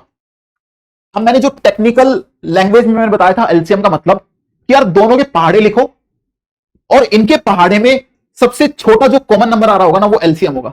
अब 12 का पहाड़ा लिखो, 12 की टेबल, सर 12 एकम 12, 12 दूनी 24, 12 तिया 36। 18 की टेबल लिखो, 18 एकम 18, 18 दूनी 36। तो यानी सबसे छोटा कॉमन नंबर इनके पहाड़े में क्या आया, 36 आया। और देख लो एलसीएम भी 36 है, समझ गए ना, कोई दिक्कत परेशानी, ठीक है। आगे देखो और एग्जांपल करते हैं। अब मान लिया ऐसा आ जाए कि यार एलसीएम निकालो 120 का और 125 का, आपको इन दोनों का एलसीएम फाइंड आउट करना है, सेम प्रोसेस, ठीक है ना। तो पहले क्या करेंगे सर, प्राइम फैक्टराइजेशन फटाफट से करो। 120 का प्राइम फैक्टराइजेशन तो पहले 60 पे जाएगा, फिर उसके बाद सर 2 यहां पर 30 आ गया, उसके बाद यहां पर 2 15 आ गया, उसके बाद बच्चों यहां पर आएगा 3 गुना 5, कोई दिक्कत परेशानी नहीं, ठीक है। यानी जो 120 है उसको लिख देंगे 2 का क्यूब, क्योंकि 2 3 बार आया है, गुना में 3 गुना में 5, ठीक। उसके बाद बात करते हैं अपन 125 की। सर 125 होता, वैसे डायरेक्टली भी लिख सकते थे, पहले 5 पे फिर उसके बाद दोबारा 5 पे, यानी 125 हो जाएगा 5 का क्यूब। अब एलसीएम के लिए क्या करना है सर, एलसीएम के लिए मैं ये देखूंगा कि यार इनमें कौन कौन से प्राइम फैक्टर आए हैं। यहां पर कॉमन का कोई भी मतलब नहीं है, एचसीएफ में क्या करते थे कॉमन प्राइम फैक्टर लिखते थे, बट यहां पर आप जितने भी प्राइम फैक्टर आए ना वो सारे के सारे लिखो। सर यहां देखो 2 3 5 आया, यहां पर 5 आया, यानी 2 आ रहा है, 3 आ रहा है और 5 आ रहा है, इसके अलावा और कोई प्राइम फैक्टर नहीं आ रहा। अब इसकी मैक्सिमम पावर आपको रखनी है। सर देखो 2 की पावर 3 है और यहां पर तो 2 की पावर है ही नहीं, तो यहां पर सर 3 लगाएंगे। फिर 3 की बात करें, यहां पर 3 की पावर 1 है, यहां पर 3 है ही नहीं, तो यहां पर 1 लगाओगे। यहां पर 5 की पावर 1 है, यहां पर 3 है, तो मैक्सिमम क्या है 3 है। तो अब इसको सोल्व कर लो, याद आएगा एलसीएम। तो 2 का क्यूब कितना 8 और ये 3 है, और 5 का क्यूब कितना 125, तो ये मेरे पास क्या बनेगा यार, मल्टीप्लाई कर लो 125 गुना में 8, तो ये बनेगा भाई 8 पंजे 40, 0 4 कैरी, 8 दूनी 16 और 4 20, 2 कैरी, 8 एकम 8 और 2 10, तो बच्चों 1000 इंटो में 3, ये आ जाएगा 3000। तो देख लो, यानी इनका जो एलसीएम बनेगा वो आपका 3000 बनेगा। फटाफट से देख लीजिए, कोई दिक्कत परेशानी है तो पूछेगा। डन है क्या? अब आगे सुनो। अब एचसीएफ में जितने भी अपने सवाल करे थे ना, में जितने भी सवाल करे थे उन सारे सवालों का फटाफट से एलसीएम फाइंड आउट कर दो। तो एक काम करना, वीडियो कर लेना पॉज, और एचसीएफ में जितने भी सवाल करे हैं सबका एलसीएम भी निकालो। तो सर क्या हम एलसीएम 2 से ज्यादा नंबर का भी निकाल सकते हैं क्या, ये पूछने वाली बात है। 2 नंबर हो या फिर 2 से ज्यादा नंबर हो, सबका एलसीएम अपन इस मेथड से निकाल सकते हैं, ठीक है। अब जैसे 12 और 15 है, क्या ये वाला एग्जांपल अपन ने किया है क्या सर, 12 और 18 वाला एग्जांपल किया है, तो चलिएगा 12 और 15 का एलसीएम भी निकाल देते हैं। तो आपको दोबारा से प्राइम फैक्टराइजेशन करने की जरूरत नहीं है, वो तो आप ऑलरेडी कर चुके हो, ठीक है। बस डायरेक्टली प्रोसेस लगाओ, आंसर निकालो। तो एलसीएम में क्या करना है, जितने भी प्राइम फैक्टर आ रहे हैं पहले सारे के सारे लिख दो। सर 2 आ रहा है, 3 आ रहा है, 5 आ रहा है, तो 2 लिखा, 3 लिखा, 5 लिखा। अब इनकी मैक्सिमम पावर देखो क्या है सर, यहां पर 2 की पावर 2 है, यहां पर 2 आ ही नहीं रहा, तो मैक्सिमम लगानी है आपको। ये मत लिख देना सर 2 की पावर 1 है, मेरे भाई 2 यहां पर 2 बार आ रहा है, तो मैक्सिमम पावर क्या हुई 2 हुई ना। अब 3 की बात करते हैं, सर 3 की पावर यहां 1 यहां 1, तो अगर सेम पावर है तो वही पावर लगाओगे। अब 5 सर इसमें तो आ ही नहीं रहा, इसमें 1 बार आ रहा है, तो 1 लगाओगे यहां पर, ठीक है। अब सोल्व कर लो, 2 का स्क्वायर 4, 4 3 12, 12 पंजे 60, यानी इनका जो एलसीएम होगा ना वो 60 होगा। यानी 12 और 15 का एलसीएम क्या होता है 60 होता है, ठीक है। चलो अब जैसे इस वाले एग्जांपल की बात करें, अगर मुझे इसका निकालना है एलसीएम, तो पहले क्या करो, जो इनमें प्राइम फैक्टर यूज हुआ है वो सारे के सारे लिख दो। सर एक तो 2 यूज हुआ, एक 3 यूज हुआ और एक 7 यूज हुआ, ठीक है। अब इनकी मैक्सिमम पावर, सर यहां 2 की पावर 1 है, यहां पर 2 है ही नहीं, तो 1 लगा दो। यहां 3 की पावर 2 है, यहां पर 3 है ही नहीं, तो 2 लगा दो। यहां 7 की पावर 1 है, यहां पर 3 है, तो 7 की पावर 3 लगा दो। तो इसको सोल्व कर लेना, जो भी आएगा वो आपका एलसीएम होगा। सोल्व तो कर लोगे ना, अरे मेरे भाई गुना करनी तो आती है। अब ये मत बोलना सर गुना करना सिखा दो, इतना बेसिक होगा भाई, पता लगा गुना करना भी सिखा रहा हूं, ठीक है। तो गुना कर लेना, आंसर आ जाएगा, ठीक है। अब इसकी बात करते हैं। सर इस केस में अगर हमें निकालना है एलसीएम, तो पहले क्या करेंगे सर, जो भी प्राइम नंबर आ रहे हैं इसके फैक्टराइजेशन में वो लिख लो। तो सर एक तो 2 आया, एक 3 आया, और उसके बाद यहां पर आया 11। अब इनकी मैक्सिमम पावर, सर यहां पर पावर 2 है, यहां पर 1 है, तो आपको लगानी है मैक्सिमम। यहां पावर 3 है, यहां पर 2 है, तो मैक्सिमम वाली पावर लगा दो। यहां सर 11 एक ही बार आया, तो इसको सोल्व करके जो बनेगा वो आपका एलसीएम होगा। ठीक है, डन है, कर लोगे सोल्व इसको, आगे बढ़ो। नेक्स्ट सर 3 वाले में, या 3 वाले में भी क्या है, सेम कहानी है। तो अगर मुझे निकालना होता एलसीएम, तो पहले क्या करोगे यार, जो भी प्राइम नंबर यहां पर आ रहे हैं सारे के सारे लिख दो। सर यहां पर तो 2 और 3 ही आ रहे है ना, तो 2 और 3 लिखो। अब इसकी मैक्सिमम पावर देखो क्या है, सर यहां पर 2 बार आया, यहां पर 1 बार, यहां 3 बार, तो मैक्सिमम पावर लगानी है। फिर 3 की बात करते हैं, सर यहां 1 बार आया, यहां 2 बार आया, यहां पर 1 बार आया, तो मैक्सिमम कितनी बार आया सर, 2 बार आया। तो 2 का क्यूब 8, 3 का स्क्वायर 9, तो 8 गुना 9 कितना हो गया, 72, यानी 72। यानी इनका जो एलसीएम आएगा वो 72 आएगा। ठीक है, तो 3 नंबर हो 4 नंबर हो, कितने भी नंबर का एलसीएम अपन इस मेथड से निकाल सकते हैं। ठीक है, तो फटाफट से चैट में ये बताएगा, क्या आप सभी को एलसीएम एचसीएफ निकालना आ गया? जब भी आपके सामने कोई भी 2 नंबर हो या फिर 2 से ज्यादा नंबर हो, क्या आप प्राइम फैक्टराइजेशन या फिर फंडामेंटल थ्योरम ऑफ अर्थमेटिक की हेल्प से उनका एचसीएफ एलसीएम निकाल सकते हैं? जल्दी बताओ, कमेंट में यस लिख दो। समझ में आ गया, चलेगा। अब और सवाल देखिएगा जो आपके एग्जामिनेशन में आते हैं भाई, जैसे ये वाला सवाल देखो, कर चुके हैं इस तरह का सवाल प्रैक्टिस, है ना, फटाफट से करो इस सवाल। Find the HCF and LCM of 612 and 1314 using prime factorization method. तो आपको प्राइम फैक्टराइजेशन मेथड की हेल्प से इन दोनों को क्या निकालना है, एचसीएफ और एलसीएम निकालना है। तो पहले आप इसका प्राइम फैक्टराइजेशन कर लो। 612 का क्या होगा, 2 तिया 6, 0 2 चौके 12। उसके बाद बच्चों यहां पर ये 152 हो जाएगा। उसके बाद 2 7 जा 14, 1 2 6 12। ठीक है, उसके बाद यहां पर कितने पे जाएगा, 2 पे, 2 तिया 6 और 1 7, 2 8 16। ठीक है, उसके बाद बच्चों ये दोबारा 2 पे जाएगा, तो 19 दूनी 38। तो जो 612 है उसको आप यहां पर क्या लिख सकते हो, तो देखो 2 कितनी बार आया, 1 2 3 4 5, तो 2 यहां पर 5 बार आया, तो 2 की पावर 5 हो गया। इनटू में 19 देखो 1 बार आ रहा है, तो सर आप 19 पे क्यों रुक गए, क्योंकि बच्चों 19 एक प्राइम नंबर होता है, तो वहां पर रुक जाओ। ठीक है, अब बात करते हैं 1314 की। तो 1314 का जब प्राइम फैक्टराइजेशन करोगे, तो ये 2 6 12 और 1 13, 2 5 10 और 1 11, 2 7 जा 14। ठीक है, उसके बाद जाएगा 3 पे, 3 दूनी 6, अब 3 एकम 3 2 5, 3 में 27। उसके बाद दोबारा ये 3 पे जाएगा, 3 7 21, 3 3 9। 73 क्या होता है, प्राइम नंबर होता है, तो यहां पर रुक जाइए। तो जो 1314 है इसको लिख सकते हैं 2 गुना में 3 की पावर 2 गुना में 73। देख लीजिए, 2 एक बार आया, 3 2 बार आया, इनटू में क्या आया, 73 आया। ठीक है, अब हमें सर एचसीएफ एलसीएम दोनों निकालने हैं, तो एचसीएफ के लिए क्या करते हैं, फटाफट से बताओ, भूले तो नहीं ना। एचसीएफ के लिए दोनों के प्राइम फैक्टराइजेशन में जो कॉमन प्राइम फैक्टर है ना वो लिखो। तो कॉमन प्राइम फैक्टर क्या क्या आ रहे हैं, सर यहां पर 2 है और यहां पर भी 2 है, उसके अलावा और कुछ कॉमन है सर, नहीं है, तो 2 लिखा। अभी कहानी खत्म नहीं हुई। अब ये देखो 2 की मिनिमम पावर क्या है दोनों में, सर यहां पर मिनिमम पावर 5 है, यहां पर 1 है, तो मिनिमम पावर क्या आई दोनों में, सर 1 आई, क्योंकि यहां पर 5 है, ये 1 है, तो मिनिमम वाली पावर तो 1 आई। यानी सर यहां पर 2 की पावर 1 लगाओगे, यानी इनका जो एचसीएफ आ गया ना वो 2 आ गया। ठीक है, अब अगर ऐसा होता यहां पर 2 की पावर 3 होती, यहां 2 की पावर 5, तो मिनिमम पावर क्या हो जाती, 3 हो जाती, तो उस केस में 2 की पावर 3 लगाता। ठीक है, अब बात करते हैं एलसीएम की। तो एलसीएम में क्या करते थे, दोनों के प्राइम फैक्टराइजेशन में जितने भी प्राइम फैक्टर आएंगे ना वो सारे लिख लो। तो सर यहां पर प्राइम फैक्टर एक तो 2 आ रहा है या 19 आ रहा है, यहां 2 3 73 आ रहा है, तो सर एक तो 2 आया, एक आया 19, उसके बाद एक आया 3, सर यहां पर 2 भी तो आ रहा है, तो 2 तो काउंट हो चुका है ना। उसके बाद यहां पर आया 73। अब लगानी है आपको इनकी मैक्सिमम पावर, क्या लगानी है, मैक्सिमम पावर। तो यहां 2 की पावर 5, यहां 2 की पावर 1, तो मैक्सिमम क्या है, 5 है। फिर 19 सर यहां पर आ रहा है और यहां पर तो है ही नहीं, तो यहां पावर क्या है, 1 है, तो लगा दिया 1 ने। अब 3 की पावर यहां 2 है, सर यहां तो 3 है ही नहीं, तो मैक्सिमम लगानी है, तो 2 है। 73 सर यहां तो है ही नहीं और यहां 1 बार है, तो 1 बार आ गया। तो इसको बच्चों सोल्व कर लेना, सोल्व मैं नहीं करूंगा, मल्टीप्लाई करके जो आएगा वो इसका आंसर हो जाएगा। कर लोगे ना सोल्व, इसको सोल्व कर लेना, मल्टीप्लाई करके जो आएगा वो इन दोनों नंबर का क्या हो जाएगा, एलसीएम। ठीक है, कोई दिक्कत परेशानी, समझ में आया यार। इस तरह के सवाल ना अब अपने लिए बिल्कुल आसान है यार, बिल्कुल चिंदी लेवल सवाल है यार, क्या बचा इसके अंदर। और ऐसे सवाल आपकी सीबीएसई में आते हैं, बताओ कुछ था इस सवाल के अंदर। ठीक है, आगे देखो, नेक्स्ट जो आएगा बच्चों वो है relation between HCF and LCM. तो इस टॉपिक के बारे में मैंने आपको बताया था कि यार इस पे बेस्ड सवाल आपके सीबीएसई में बनता ही बनता है। ठीक है, कि एचसीएफ और एलसीएम के बीच का रिलेशन क्या होता है। तो आप ध्यान से समझना। पहली बात तो बच्चों, ये जो रिलेशन है ना एचसीएफ और एलसीएम के बीच का रिलेशन, ये रिलेशन आपका दो नंबर्स के लिए वैलिड है ना। जब अपन दो नंबर का एलसीएम और एचसीएफ निकालेंगे तो उनके बीच में एक रिलेशन बनता है, ठीक है। तो पहले तो लिखिएगा ये जो टॉपिक है ना, this is valid for only two numbers, valid for only two numbers, ठीक है। अब क्या कहानी है बच्चों, ध्यान से समझिएगा। क्या रिलेशन बनता है एचसीएफ एलसीएम के बीच का।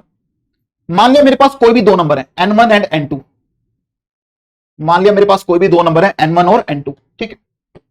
मैंने इनका एचसीएफ निकाला और मैंने इनका निकाला एलसीएम, ठीक है। तो आप जब भी किन्हीं दो नंबर का एचसीएफ निकालते हैं और एलसीएम निकालते हैं तो आप एक चीज ऑब्जर्व करोगे डेफिनेटली, क्या, कि जो उनके एचसीएफ और एलसीएम का मल्टीप्लिकेशन होगा ना बच्चों, वो बराबर होगा उन दोनों नंबर के मल्टीप्लिकेशन के। जो उनके एचसीएफ और एलसीएम का मल्टीप्लिकेशन होगा वो उन दोनों नंबर के मल्टीप्लिकेशन के बराबर आएगा, ठीक है। अब इस चीज को आप वेरीफाई भी कर सकते हो। अपन ने दो नंबर वाले जितने भी एग्जाम्पल करे हैं ना, अपन ने दो नंबर वाले जितने भी एग्जाम्पल करे हैं उनके एचसीएफ और एलसीएम को मल्टीप्लाई करो और उन दोनों नंबर को मल्टीप्लाई करो, वो डेफिनेटली इक्वल आ रहे होंगे। फॉर एग्जाम्पल जैसे मैं इस वाले सवाल की बात करूं तो बच्चों ये बताओ, जब 12 को 15 से गुना करोगे तो क्या आएगा। सर 12 पंजे 60, 0 6 12 कम 12 6 18, 180 आ गया, ठीक है।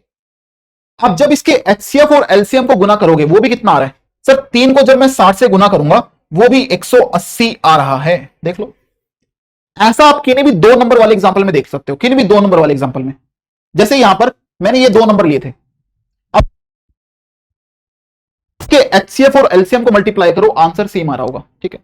डन है क्या। सर क्या ये चीज इसमें भी वैलिड है क्या। नहीं भाई, तीन नंबर के केस में ये चीज वैलिड नहीं होगी। ये मत बोल देना इन तीनों नंबर का मल्टीप्लिकेशन इनके एचसीएफ और एलसीएम के मल्टीप्लिकेशन के बराबर होगा, नहीं, तीन नंबर में ये वाली चीज वैलिड नहीं है, ओनली दो नंबर के लिए वैलिड है, ठीक है। तो याद रखना एलसीएम एचसीएफ के बीच में ये रिलेशन होगा जब भी दो नंबर का केस हो, कि मेरे पास कोई भी दो नंबर है n1 n2, उनका जब मैं एचसीएफ निकालूंगा एलसीएम निकालूंगा तो एचसीएफ इंटू एलसीएम बराबर आएगा n1 इंटू n2 के, ठीक है। अब यहीं से एक छोटा सा पॉइंट और निकलता है, नोट डाल के लिखिएगा। HCF कैसे लिखो, LCM is always divisible by HCF। बच्चों जो LCM है ना वो HCF से हमेशा डिविजिबल होगा, ठीक है। अब इसमें दो नंबर तीन नंबर का कोई पंगा नहीं है, एक जनरल पॉइंट है, ये एक जनरल पॉइंट है जो सबके लिए वैलिड होगा, ये एक जनरल पॉइंट है, वैलिड फॉर ऑल होगा, valid for all cases, valid for all cases. चाहे आप दो नंबर का एचसीएफ एलसीएम निकालो, चाहे तीन का चाहे चार का, तो जो एलसीएम है ना वो एचसीएफ से ऑलवेज परफेक्टली डिविजिबल होगा, ठीक है। चेक कर लो आप बेशक किसी भी एग्जांपल में चेक कर सकते हो। आप एलसीएम को एचसीएफ से डिवाइड करो, रिमाइंडर 0 आ रहा होगा, मतलब परफेक्टली डिवाइड हो रहा होगा। जैसे 60 क्या 3 से डिवाइड होता है, सर बिल्कुल होता है, ठीक है। उसके बाद चाहे ये वाला एग्जांपल ले लो, इसमें इस एलसीएम को एचसीएफ से डिवाइड करो, परफेक्टली डिवाइड हो रहा होगा, ठीक है। तो याद रखना जो एलसीएम है वो एचसीएफ से परफेक्टली डिवाइड होता है, ठीक है। अब जैसे एक सवाल बनता है, सुनिएगा, can two numbers have LCM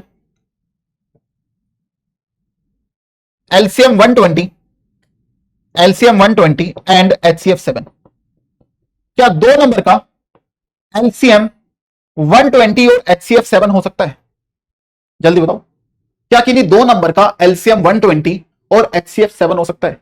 क्या ऐसी कुछ चीज पॉसिबल होगी कि ऐसे दो नंबर जिनका LCM 120 हो HCF 7 हो। तो मैंने क्या बोला कि यार जब भी आप दो नंबर या दो से ज्यादा नंबर का LCM निकालोगे HCF निकालोगे तो जो LCM है ना वो HCF से परफेक्टली डिविजिबल होना चाहिए।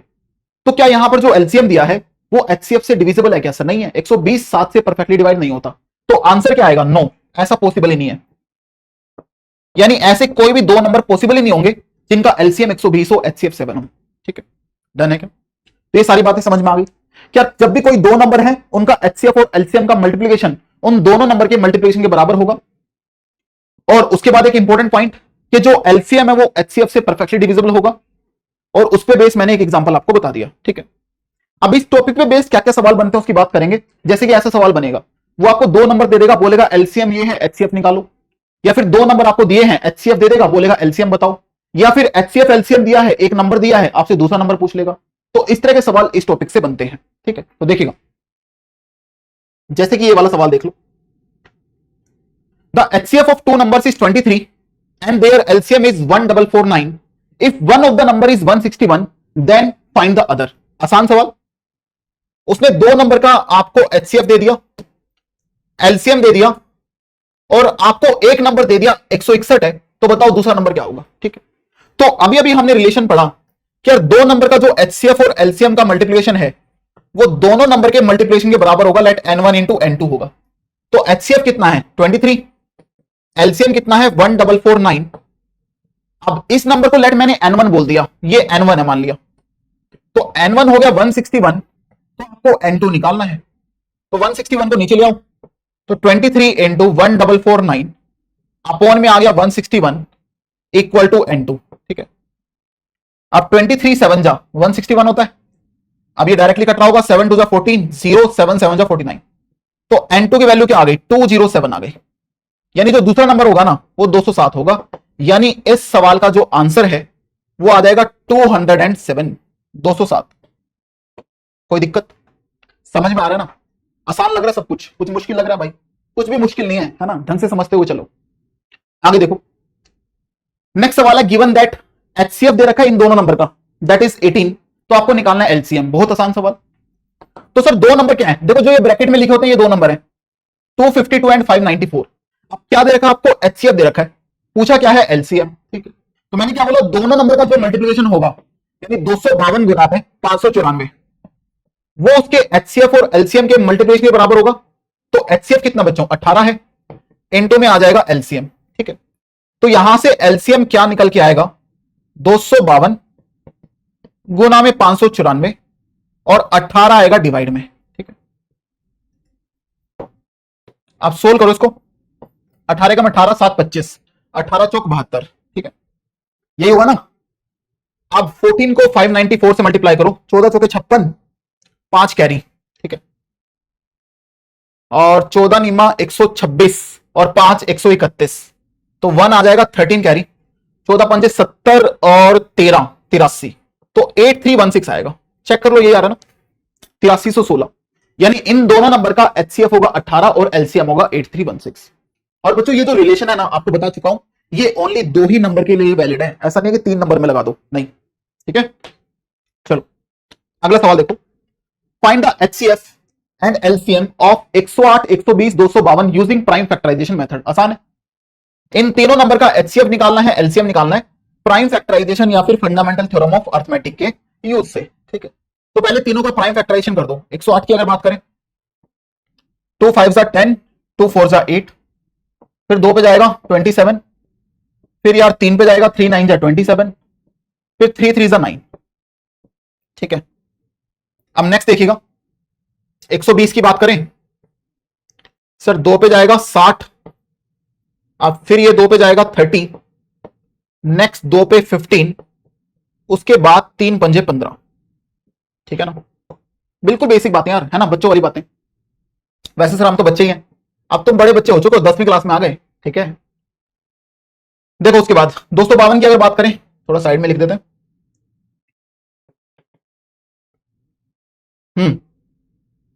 2 एकम 2, ये 26, 2 छिके 12, 2 तिया 6, 3 दूनी 6 सर, 3 एकम 3, 3 सत्ता 21।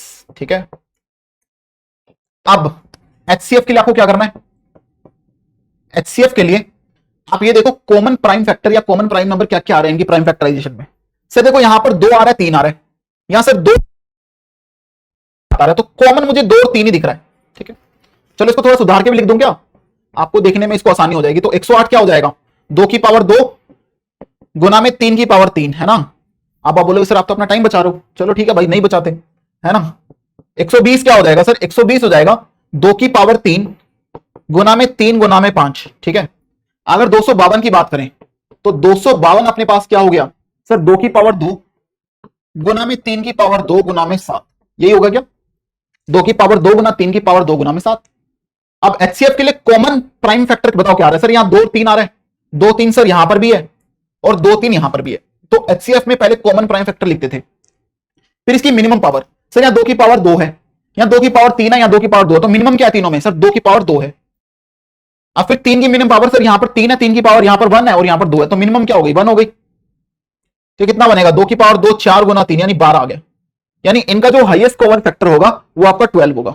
ठीक है, अब बात करते हैं बच्चों एलसीएम की।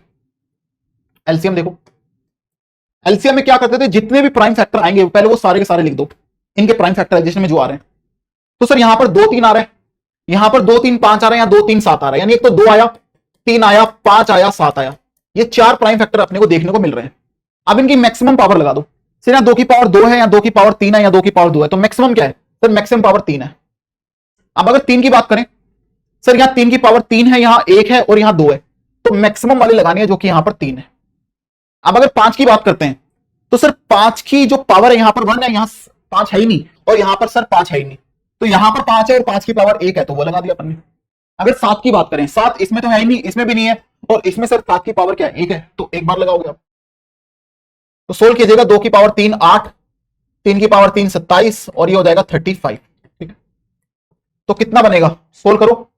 8 पंजे 40, 8 और 35 को मल्टीप्लाई करते हैं, 8 पंजे 40, 0 4 कैरी, 8 तिया 24 और 4 28, गुना में कर दो 27। ठीक है, कितना बनेगा भाई? 280 गुना में 27 करोगे तो 0 7 8 56, 5 कैरी, 7 दूनी 14 और 5 19, फिर यहां पर 0 28 दूनी 56, तो ये बना 0 6 9 6 15, 5 6 और 1 7, तो 7 5 6 0, ये अपना इसका एलसीएम आ गया 7560।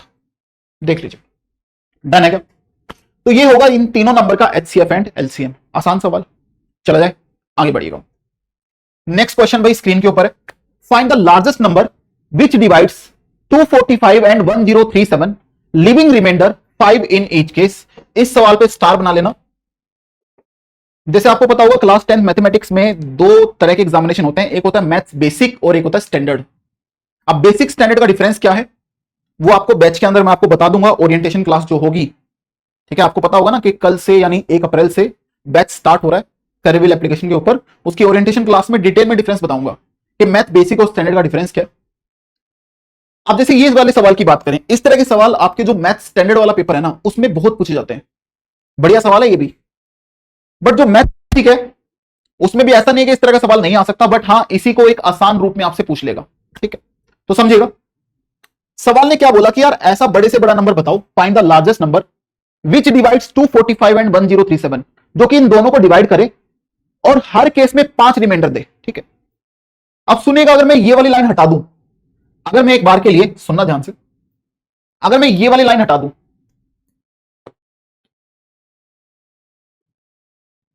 अगर मैं ये वाली चीज हटा दूं तो आंसर क्या होगा? दिमाग लगाइएगा, चैट में जवाब दो। अगर मैं आपसे पूछता कि यार ऐसे बड़े से बड़ा नंबर बताओ जो कि 245 और 1037 को डिवाइड करे, तो आंसर क्या होता? एचसीएफ। बच्चों एचसीएफ का मतलब क्या था? टेक्निकल मीनिंग आपको बताया था। एचसीएफ क्या होता है? ऐसे बड़े से बड़ा नंबर जो इन दोनों को परफेक्टली डिवाइड करेगा। तो अगर आपसे पूछता कि find the largest number which divides these two, तो अपन निकाल देते एचसीएफ। बट यहां पर उसने ये ना देखे एक चीज और यहां पर ऐड कर दिया, जब मैं इन दोनों नंबर को उससे डिवाइड करूंगा तो मुझे 5 रिमाइंडर मिलना चाहिए हर एक केस में। ठीक है, यानी उसने ये नहीं बोला कि ऐसा बड़े से बड़ा नंबर बताओ जो दोनों को डिवाइड करने के बाद हर केस में 5 रिमाइंडर मिले। तो बच्चों इसमें आपको करना क्या होता है, डायरेक्ट प्रोसेस समझिएगा इसकी क्या है, बहुत फेमस सा सवाल है। ठीक है, और इसी वैरायटी कराऊंगा। तो बच्चों करना क्या, पहले ये दोनों नंबर यहां पर लिखो 245 और दूसरा नंबर क्या है 1037। ठीक है, अब उसने बोला जब उस नंबर से इन दोनों को डिवाइड करूंगा हर एक केस में 5 रिमाइंडर आना चाहिए, leaving remainder 5 in each case. तो जो ये रिमाइंडर 5 है ना, ये दोनों में से माइनस कर दो, ये जो रिमाइंडर 5 है ये दोनों में से क्या कर दो? माइनस। तो जब मैं इसमें से 5 माइनस करूंगा क्या आएगा? 240, इसमें से 5 माइनस करूंगा ये आएगा 1032। तो आपको ये दो नए नंबर मिल गए। अब आपको करना क्या है, आप इन दोनों नए नंबर का निकाल लो एचसीएफ, ये दोनों नए नंबर का क्या निकाल लो? एचसीएफ, और वही आपका आंसर कहलाएगा। वही आपका क्या होगा? आंसर। यानी वो नंबर निकल कर आएगा जो इन दोनों को डिवाइड करने पर हमें 5 रिमाइंडर देगा। ठीक है, प्रोसेस समझ गए?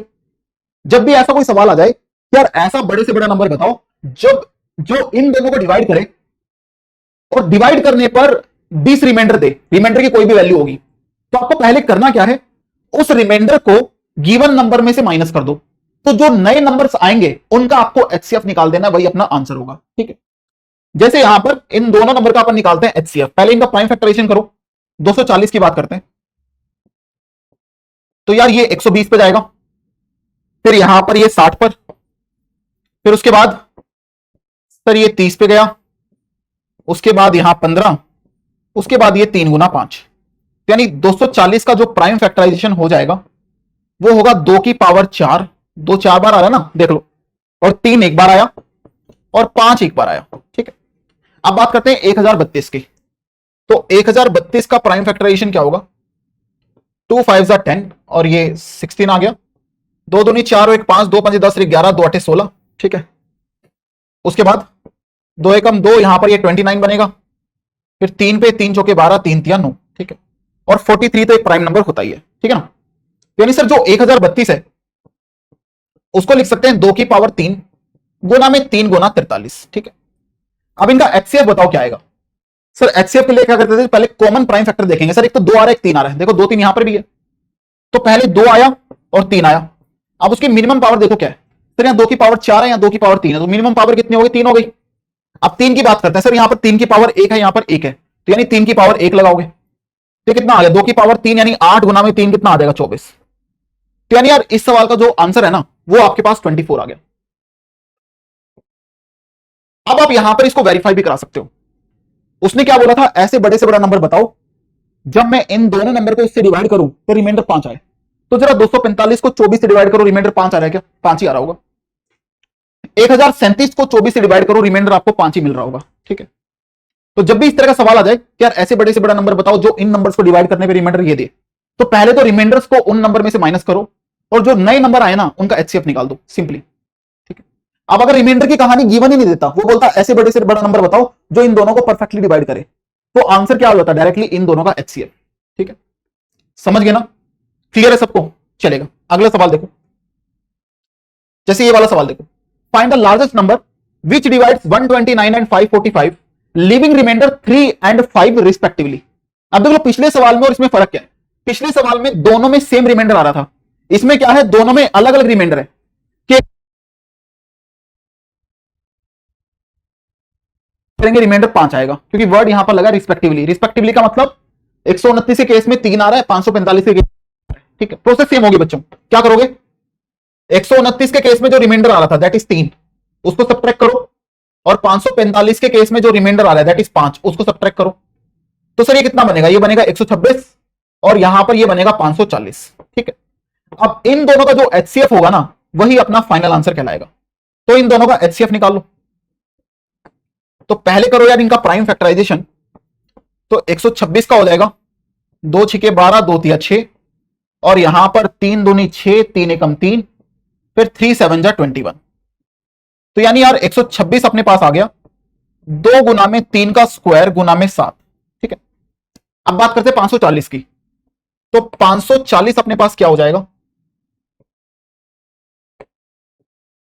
तो ये 270 हुआ, उसके बाद यहां पर ये 135, उसके बाद 3 पे जाएगा, 3 चौके 12 और 1 13, 3 पंजे 15, उसके बाद 3 पे दोबारा, उसके बाद 3 5 जा 15।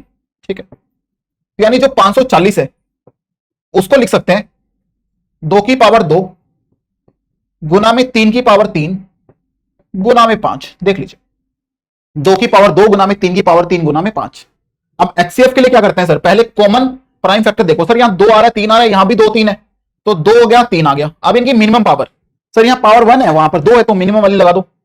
अब 3 की बात करें, 3 की पावर यहां पर 2 है और वहां पर 3 है, तो मिनिमम क्या आएगी सर, मिनिमम 2 आएगी। तो ये आ गया 3 का स्क्वायर 9, 9 दूनी 18, यानी बच्चों इसका जो आंसर है ना वो आपके पास 18 आ जाएगा। यानी 18 वो लार्जेस्ट नंबर होगा जब मैं इन दोनों नंबर को डिवाइड करूंगा 18 से, तो 129 के केस में तो 3 रिमाइंडर मिल रहा होगा, बेशक चेक कर लो, और 545 के केस में 5 रिमाइंडर मिल रहा होगा। ठीक है, चेक कर सकते हैं। चला जाए अगला सवाल देखो, find the largest number that will divide 398, 436, 542 leaving remainder 7, 11 and 15 respectively. Sir क्या ये वाली चीज 3 नंबर में भी आ सकती है? बिल्कुल, 3 में आ जाए, 4 में आ जाए, सब में वैलिड है। तो इसमें भी सवाल क्या है, ऐसे बड़े से बड़ा नंबर बताओ जिससे जब इनको डिवाइड करूंगा तो ये रिमाइंडर आए। ठीक है, तो पहले गिवन नंबर में से रिमाइंडर माइनस कर दो। तो 398 के केस में रिमाइंडर क्या आ रहा है? 7 आ रहा है, तो इसमें से 7 सब्ट्रैक्ट करेंगे। 436 के केस में रिमाइंडर अपने पास कितना आ रहा है? 11, तो 11 को सब्ट्रैक्ट करो। और 542 के केस में रिमाइंडर आ रहा है बच्चों 15, तो 15 को सब्ट्रैक्ट करो। ठीक है, तो अब कितना आएगा ये? सर ये अपने पास आ जाएगा 391, और यहां सब्ट्रैक्ट करोगे 6 में से गया 5, 3 में से गया 2, तो 425 आ गया। यहां सब्ट्रैक्ट करोगे तो 12 में से 5 गया 7, 3 में से गया 2, तो ये 527 आ जाएगा। समझ गया ना? अब इन तीनों का जो एचसीएफ है वो अपना आंसर हो जाएगा, इन तीनों का जो एचसीएफ होगा। तो फटाफट से इनका एचसीएफ निकालिएगा। निकाले भाई एचसीएफ। तो पहले करो इनका प्राइम फैक्टराइजेशन। तो 391 का प्राइम फैक्टराइजेशन करते हैं। ठीक है, पहले क्या ये 3 पे जाएगा? क्या चेक करो, क्या 3 से ये डिवाइड होगा? सर 3 से डिवाइड तो नहीं होगा। अगर अपन 7 से कोशिश करें, क्या ये 7 से डिवाइड होगा? 7 पंजे 35 और 4 39। सर 7 से डिवाइड भी नहीं हो रहा। ठीक है, फिर 11 से कोशिश करो। सर 11 से अगर कोशिश करेंगे, 11 तिया 33 और 6 39, 11 से भी नहीं हो रहा। ठीक है, 13 से भी नहीं होगा। 17 से कोशिश करो, 17 दूनी 34 और 5 39, 17 तिया 51। ठीक है, 17 से हो जाएगा सर। 17 दूनी 34 और 5 39, 17 तिया 51। तो यानी सर जो 391 है ना, उसको अपन 17 गुना 23 लिख सकते हैं। देख लो, समझ गए ना? सर 23 पे क्यों रुक गए? 23 एक प्राइम नंबर है। उसके बाद आ जाइए 425 पर, तो 425 का प्राइम फैक्टराइजेशन। अगर बात करें 2 की, 2 से डिवाइड नहीं होगा, 3 से भी नहीं होगा, 5 से देखो। 5 8 40, 2 42, 5 5 25। फिर 5 पे दोबारा 17 5 85 हो जाएगा। यानी 425 को हम लिख सकते हैं 5 की पावर 2 गुना में 17। ठीक है, अब बात करो 527 की। 527 किस पे जाएगा भाई? 2 पे नहीं जाएगा, 3 पे नहीं जाएगा, 5 पे भी नहीं जाएगा, 7 पे देखें। 7 7 जा 49 और 3, 7 पे मिल जाएगा, है ना? उसके बाद देखो 11 पे, 11 चौक 44 और 8 52, 11 पे भी नहीं जा रहा। 13 पे देखो, 13 पे नहीं जा रहा, 17 पे जाएगा डायरेक्टली। तो 17 तिया 51 और एक 52, 17 एकम 17, तो यानी 527 को लिख सकते हैं 17 गुना में 31, तो 17 इंटू 31। अब हमें निकालना है एचसीएफ। तो सर एचसीएफ के लिए देखो कॉमन प्राइम फैक्टर क्या आ रहा है यार? देखो यहां 17 है सर, 17 यहां पर भी है और 17 यहां पर भी है। अभी काम खत्म नहीं हुआ। अब आप देखो इसकी मिनिमम पावर क्या है, सबसे छोटी पावर। सर यहां पावर 1, यहां भी 1 और यहां भी 1, तो यानी पावर सर 1 ही आ रही है। तो इनका एचसीएफ क्या आ गया? 17। तो ये जो एचसीएफ होगा यही इसका आंसर होगा। यानी 17 वो बड़े से बड़ा नंबर होगा जिससे मैं इनको डिवाइड करूंगा और रिमाइंडर मुझे क्या मिलेंगे? 7 11 और 15। बेशक आप करके भी देख सकते हैं, यही रिमाइंडर मिल। ठीक है, चला जाए। समझ में आ रहा ना भाई? क्या कहानी क्लियर हो रही है सबको? बता दीजिए चैट में, क्या सबको कहानी क्लियर हो रही है? बताओ।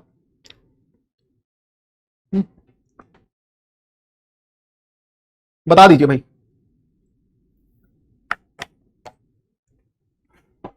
चलो आगे देखो। नेक्स्ट भाई बच्चों, एचसीएफ एलसीएम पे वर्ड प्रॉब्लम्स भी पूछी जाती हैं। तो ये आपका वर्ड प्रॉब्लम का सवाल है, ध्यान से समझेगा इस सवाल को। अगर मैं इस सवाल की बात करूं, 2 tanks contains 504 and 735 litres of milk. यार 2 टैंक हैं, उनमें 504 और 735 लीटर मिल्क है ना? तो वो 2 टैंक बना लेते हैं अपन। वैसे दिखने में ये टैंक नहीं लग रहा, बट मान लो कि यार ये टैंक है ना? इसमें 504 लीटर मिल्क है और इसमें है 735 लीटर मिल्क। अब आगे क्या बोला उसने? Find the maximum capacity of a container which can measure the milk of either tank and exact number of time. उसने बोला यार एक कंटेनर है, चलो एक कंटेनर बनाओ छोटा सा। देखा होगा ना, जो दूधियों के पास एक कंटेनर होता है जिसे वो दूध डालते हैं। उसने बोला कि यार उस कंटेनर की कैपेसिटी बताओ जो इन दोनों टैंक का जो मिल्क है उसको मेजर कर सके एग्जैक्ट नंबर ऑफ टाइम्स। उस कंटेनर की मैक्सिमम कैपेसिटी बताओ जो इन दोनों टैंक का मिल्क मेजर कर सके एग्जैक्ट नंबर ऑफ टाइम्स में। अब इस पूरी लाइन का मतलब क्या हुआ? जैसे बच्चों मैंने यहां पर लेट इसकी कैपेसिटी 10 लीटर ले ली। अगर इसकी कैपेसिटी 10 लीटर हुई तो क्या एग्जैक्ट नंबर ऑफ टाइम्स में ये इस पूरे टैंक का मिल्क मेजर कर पाएगा? Answer is no. क्यों? क्योंकि सर ये तो एक बारी में 10 लीटर मिल्क निकाल रहा है, तो जैसे 10 लीटर एक बार निकाला, दूसरी बार निकाला, तीसरी बार निकाला, तो 50 बार में कितना निकलेगा? 500 लीटर। तो जो अगली बारी होगी उसमें 4 लीटर मिल्क बचा। बट अपने को क्या करना है? अपने को ऐसी कैपेसिटी डिसाइड करनी है कि लास्ट में भी जो मिल्क बचे ना, वो इसकी कैपेसिटी के अकॉर्डिंग बचे। यानी लास्ट में भी 10 ही लीटर बचना चाहिए था, 4 लीटर नहीं बचना चाहिए था। यानी इसकी ऐसी कैपेसिटी डिसाइड करनी है कि ये फुल कंटेनर बाहर आए आई बारी। ऐसा नहीं है कि लास्ट में जाके कम मिल्क बच जाए और इस कंटेनर की कैपेसिटी ज्यादा है। ठीक है, और वही सेम चीज वैलिड इसके लिए होनी चाहिए। तो आपको ऐसी इसकी कैपेसिटी डिसाइड करनी है। ठीक है, तो सर यहां से तो एक ऐसी फीलिंग आ रही है कि सर ये तो एचसीएफ का सवाल है, क्योंकि एचसीएफ भी तो ऐसी चीज, ऐसा ही काम करता है। जैसे मैं आपको बोलूं कि यार 2 नंबर का एचसीएफ निकालो। एचसीएफ क्या है? ऐसे बड़ा सा बड़ा नंबर जो इन दोनों को परफेक्टली डिवाइड करे। तो आप इनको 2 नंबर मान लो और इस कंटेनर की कैपेसिटी को एचसीएफ मान लो। तो अगर मैं इन दोनों का एचसीएफ निकालता हूं, जल्दी से एक बार एचसीएफ निकालो। 504 का एचसीएफ निकालेंगे तो इसका प्राइम फैक्टराइजेशन करते हैं, तो ये 25 पे जाएगा, यहां पर ये 2 आ गया। उसके बाद सर ये 2 दोबारा जाएगा, यहां पर 2 एकम 2, 2 दूनी 4, 5, 2 6 12, फिर दोबारा 2 पे। उसके बाद सर ये 3 पे जाएगा, 21। उसके बाद ये दोबारा 3 पे गया, यहां पर ये 7 आ गया। ठीक है, तो 504 अपने पास क्या हो गया सर? ये हो गया 2 की पावर 3 गुना में, यहां पर ये 3 की पावर 2 होगा और गुना में 7 आ गया। तो ये तो 504 हो गया, राइट। उसके बाद 735 का, तो 735 का जब हम प्राइम फैक्टराइजेशन करेंगे तो पहले 3 पे जाएगा, 3 दूनी 6 और 1 7, 3 चौके 12 और 1 13, 3 पंजे 15। उसके बाद 3 पे जाएगा 5 पे, चलो 5 पे चलते हैं क्योंकि 3 से डिवाइड नहीं होगा। 5 चौके 20 और 4 24, 5 नहीं 45। अब 7 7 जा 49। ठीक है, तो यानी जो 735 है उसको लिख सकते हैं 3 गुना में 5 गुना में 7 की पावर 2। अब मुझे अगर इन दोनों का एचसीएफ निकालना है, इन दोनों नंबर का जो एचसीएफ होगा वो क्या होगा सर? उसके लिए पहले कॉमन प्राइम फैक्टर देखो क्या आ रहा है सर। इसमें 2 3 7 था, इसमें 3 5 7 है, तो 3 और 7 आ रहे हैं कॉमन। अब सर 3 की पावर यहां पर 2 है और यहां पर 3 की पावर 1 है, तो मिनिमम पावर क्या है सर? 1 है। अब 7 की पावर यहां 1 है और यहां पर 7 की पावर 2 है, तो मिनिमम पावर क्या होगी? 1 होगी। तो 3 7 का कितना आ गया? 21। यानी सर दोनों का एचसीएफ क्या है? 21। और एचसीएफ ऐसे बड़ा से बड़ा नंबर होगा जो दोनों को क्या करेगा? Perfectly divide. दोनों को परफेक्टली डिवाइड बोल दो, या फिर ऐसा बोल दो कि यार जब मैं इस कंटेनर की कैपेसिटी 21 लीटर मानूंगा, तो 21 लीटर कैपेसिटी मानने पर जब मैं इसमें से मिल्क निकालूंगा तो वो एग्जैक्ट नंबर ऑफ टाइम्स में बाहर आएगा। जैसा करके देख लो, अगर मैं इस छोटे कंटेनर की कैपेसिटी 21 लीटर मान लूं और इसकी हेल्प से इसमें से मिल्क निकालना स्टार्ट करूं, तो वो एग्जैक्ट नंबर ऑफ टाइम में बाहर आ जाएगा। अब वो एग्जैक्ट नंबर क्या होंगे? एक बार इस करो, ये बताओ क्वेश्चन क्या आ रहा है सर? जब डिवाइड करेंगे 21 दूनी 42, 8 21 चौक 84, तो 24 बार में पूरा मिल्क बाहर आ जाएगा। यानी जब 24th टाइम इसमें से मिल्क निकाल रहा होगा ना, वो 21 लीटर ही बचेगा और वो एक साथ पूरा बाहर आ जाएगा। समझिए मेरी बात। सिमिलरली यहां पर अगर मैं 21 लीटर कैपेसिटी वाले कंटेनर से इसमें से मिल्क बाहर निकालूंगा ना, तो ये पूरा बाहर आ जाएगा एग्जैक्ट नंबर ऑफ टाइम्स में। समझ गए ना? तो सवाल में यही उसने बोला था कि यार find the maximum capacity of container. एक ऐसे कंटेनर की मैक्सिमम कैपेसिटी बताओ जिससे मैं इन दोनों के मिल्क को मेजर करूं और वो एग्जैक्ट नंबर ऑफ टाइम्स में मेजर हो जाए। ठीक है, तो आंसर विल बी 21 लीटर। यानी बच्चों उस कंटेनर की जो कैपेसिटी होगी वो 21 लीटर होगी। तो इस तरह का सवाल भी एचसीएफ एलसीएम से बन जाता है। ठीक है, तो आपको इसमें सोचना आना चाहिए। समझ गए ना? चलेगा। तो बच्चों this is all about today's lecture. तो आज के लेक्चर में अपन ने क्या क्या पढ़ा एक बार फटाफट से समराइज कर लेते हैं। तो आज के लेक्चर में हमने शुरुआत करी थी natural number, prime number, composite number से। तो ये तीनों बातें सबको समझ में आ गई? बहुत डिटेल से मैंने आपको बताया भाई, है ना? उसके बाद नेक्स्ट अपन ने पढ़ लिया fundamental theorem of arithmetic. Fundamental theorem of arithmetic, FTOA. समझ गए ना? एफटीओए का मतलब फंडामेंटल थ्योरम ऑफ अर्थमेटिक। तो मैंने आपको बताया fundamental theorem of arithmetic prime factorization का ही एक दूसरा रूप है, उसी को ही सुंदर शब्दों में सजा दिया गया है और कुछ भी नहीं है। ठीक है, नेक्स्ट उसके बाद अपन ने एचसीएफ एलसीएम की कहानी पढ़ी कि एचसीएफ क्या होता है, एलसीएम क्या होता है। उसके बाद मैंने पढ़ा इन दोनों के बीच का रिलेशन कि यार एचसीएफ एलसीएम का रिलेशन क्या होगा, ये अपन ने पढ़ लिया। उसके बाद वाली जो कहानी थी उसमें मैंने आपको यह बताया कि यार जो एलसीएम है ना वो हमेशा एचसीएफ से परफेक्टली डिविजिबल होगा। ठीक है, तो जो नोट वाला पॉइंट था, नोट वाला पॉइंट अपन ने देखा। और नेक्स्ट अपन देखे कुछ सवाल, नेक्स्ट अपन ने सवाल सोल्व करे। तो आई होप ये सारी की सारी बातें आपको समझ में आ गई आज वाले लेक्चर से। ठीक है, डन है क्या? क्लियर सबको बातचीत? तो अगर आपको ये सारी कहानी क्लियर है तो यार मैं सवाल आपको दे रहा हूं, उस सवाल का जवाब आप सभी को नीचे कमेंट सेक्शन में देना है।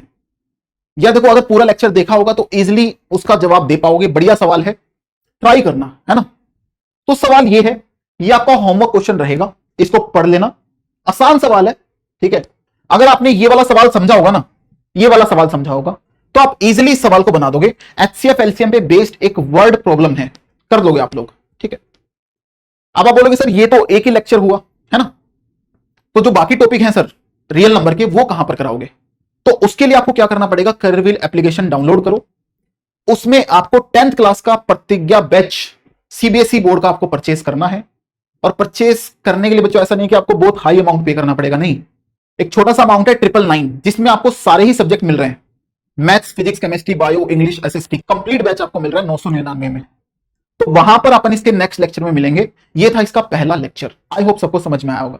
तो बच्चों अगर समझ में आया ना, तो इस लेक्चर को अपने सभी दोस्तों में शेयर करना जो अभी क्लास 10th में है, जो क्लास 10th सीबीएसई बोर्ड की तैयारी कर रहे हैं, ठीक है। डन है क्या? चलेगा। तो यार मिलेंगे नेक्स्ट क्लास के अंदर, तब तक के लिए बाय बाय, टेक केयर, अपना ख्याल रखें, ऑल द वेरी बेस्ट। मिलते हैं बैचेस के अंदर, बाय बाय, टेक केयर।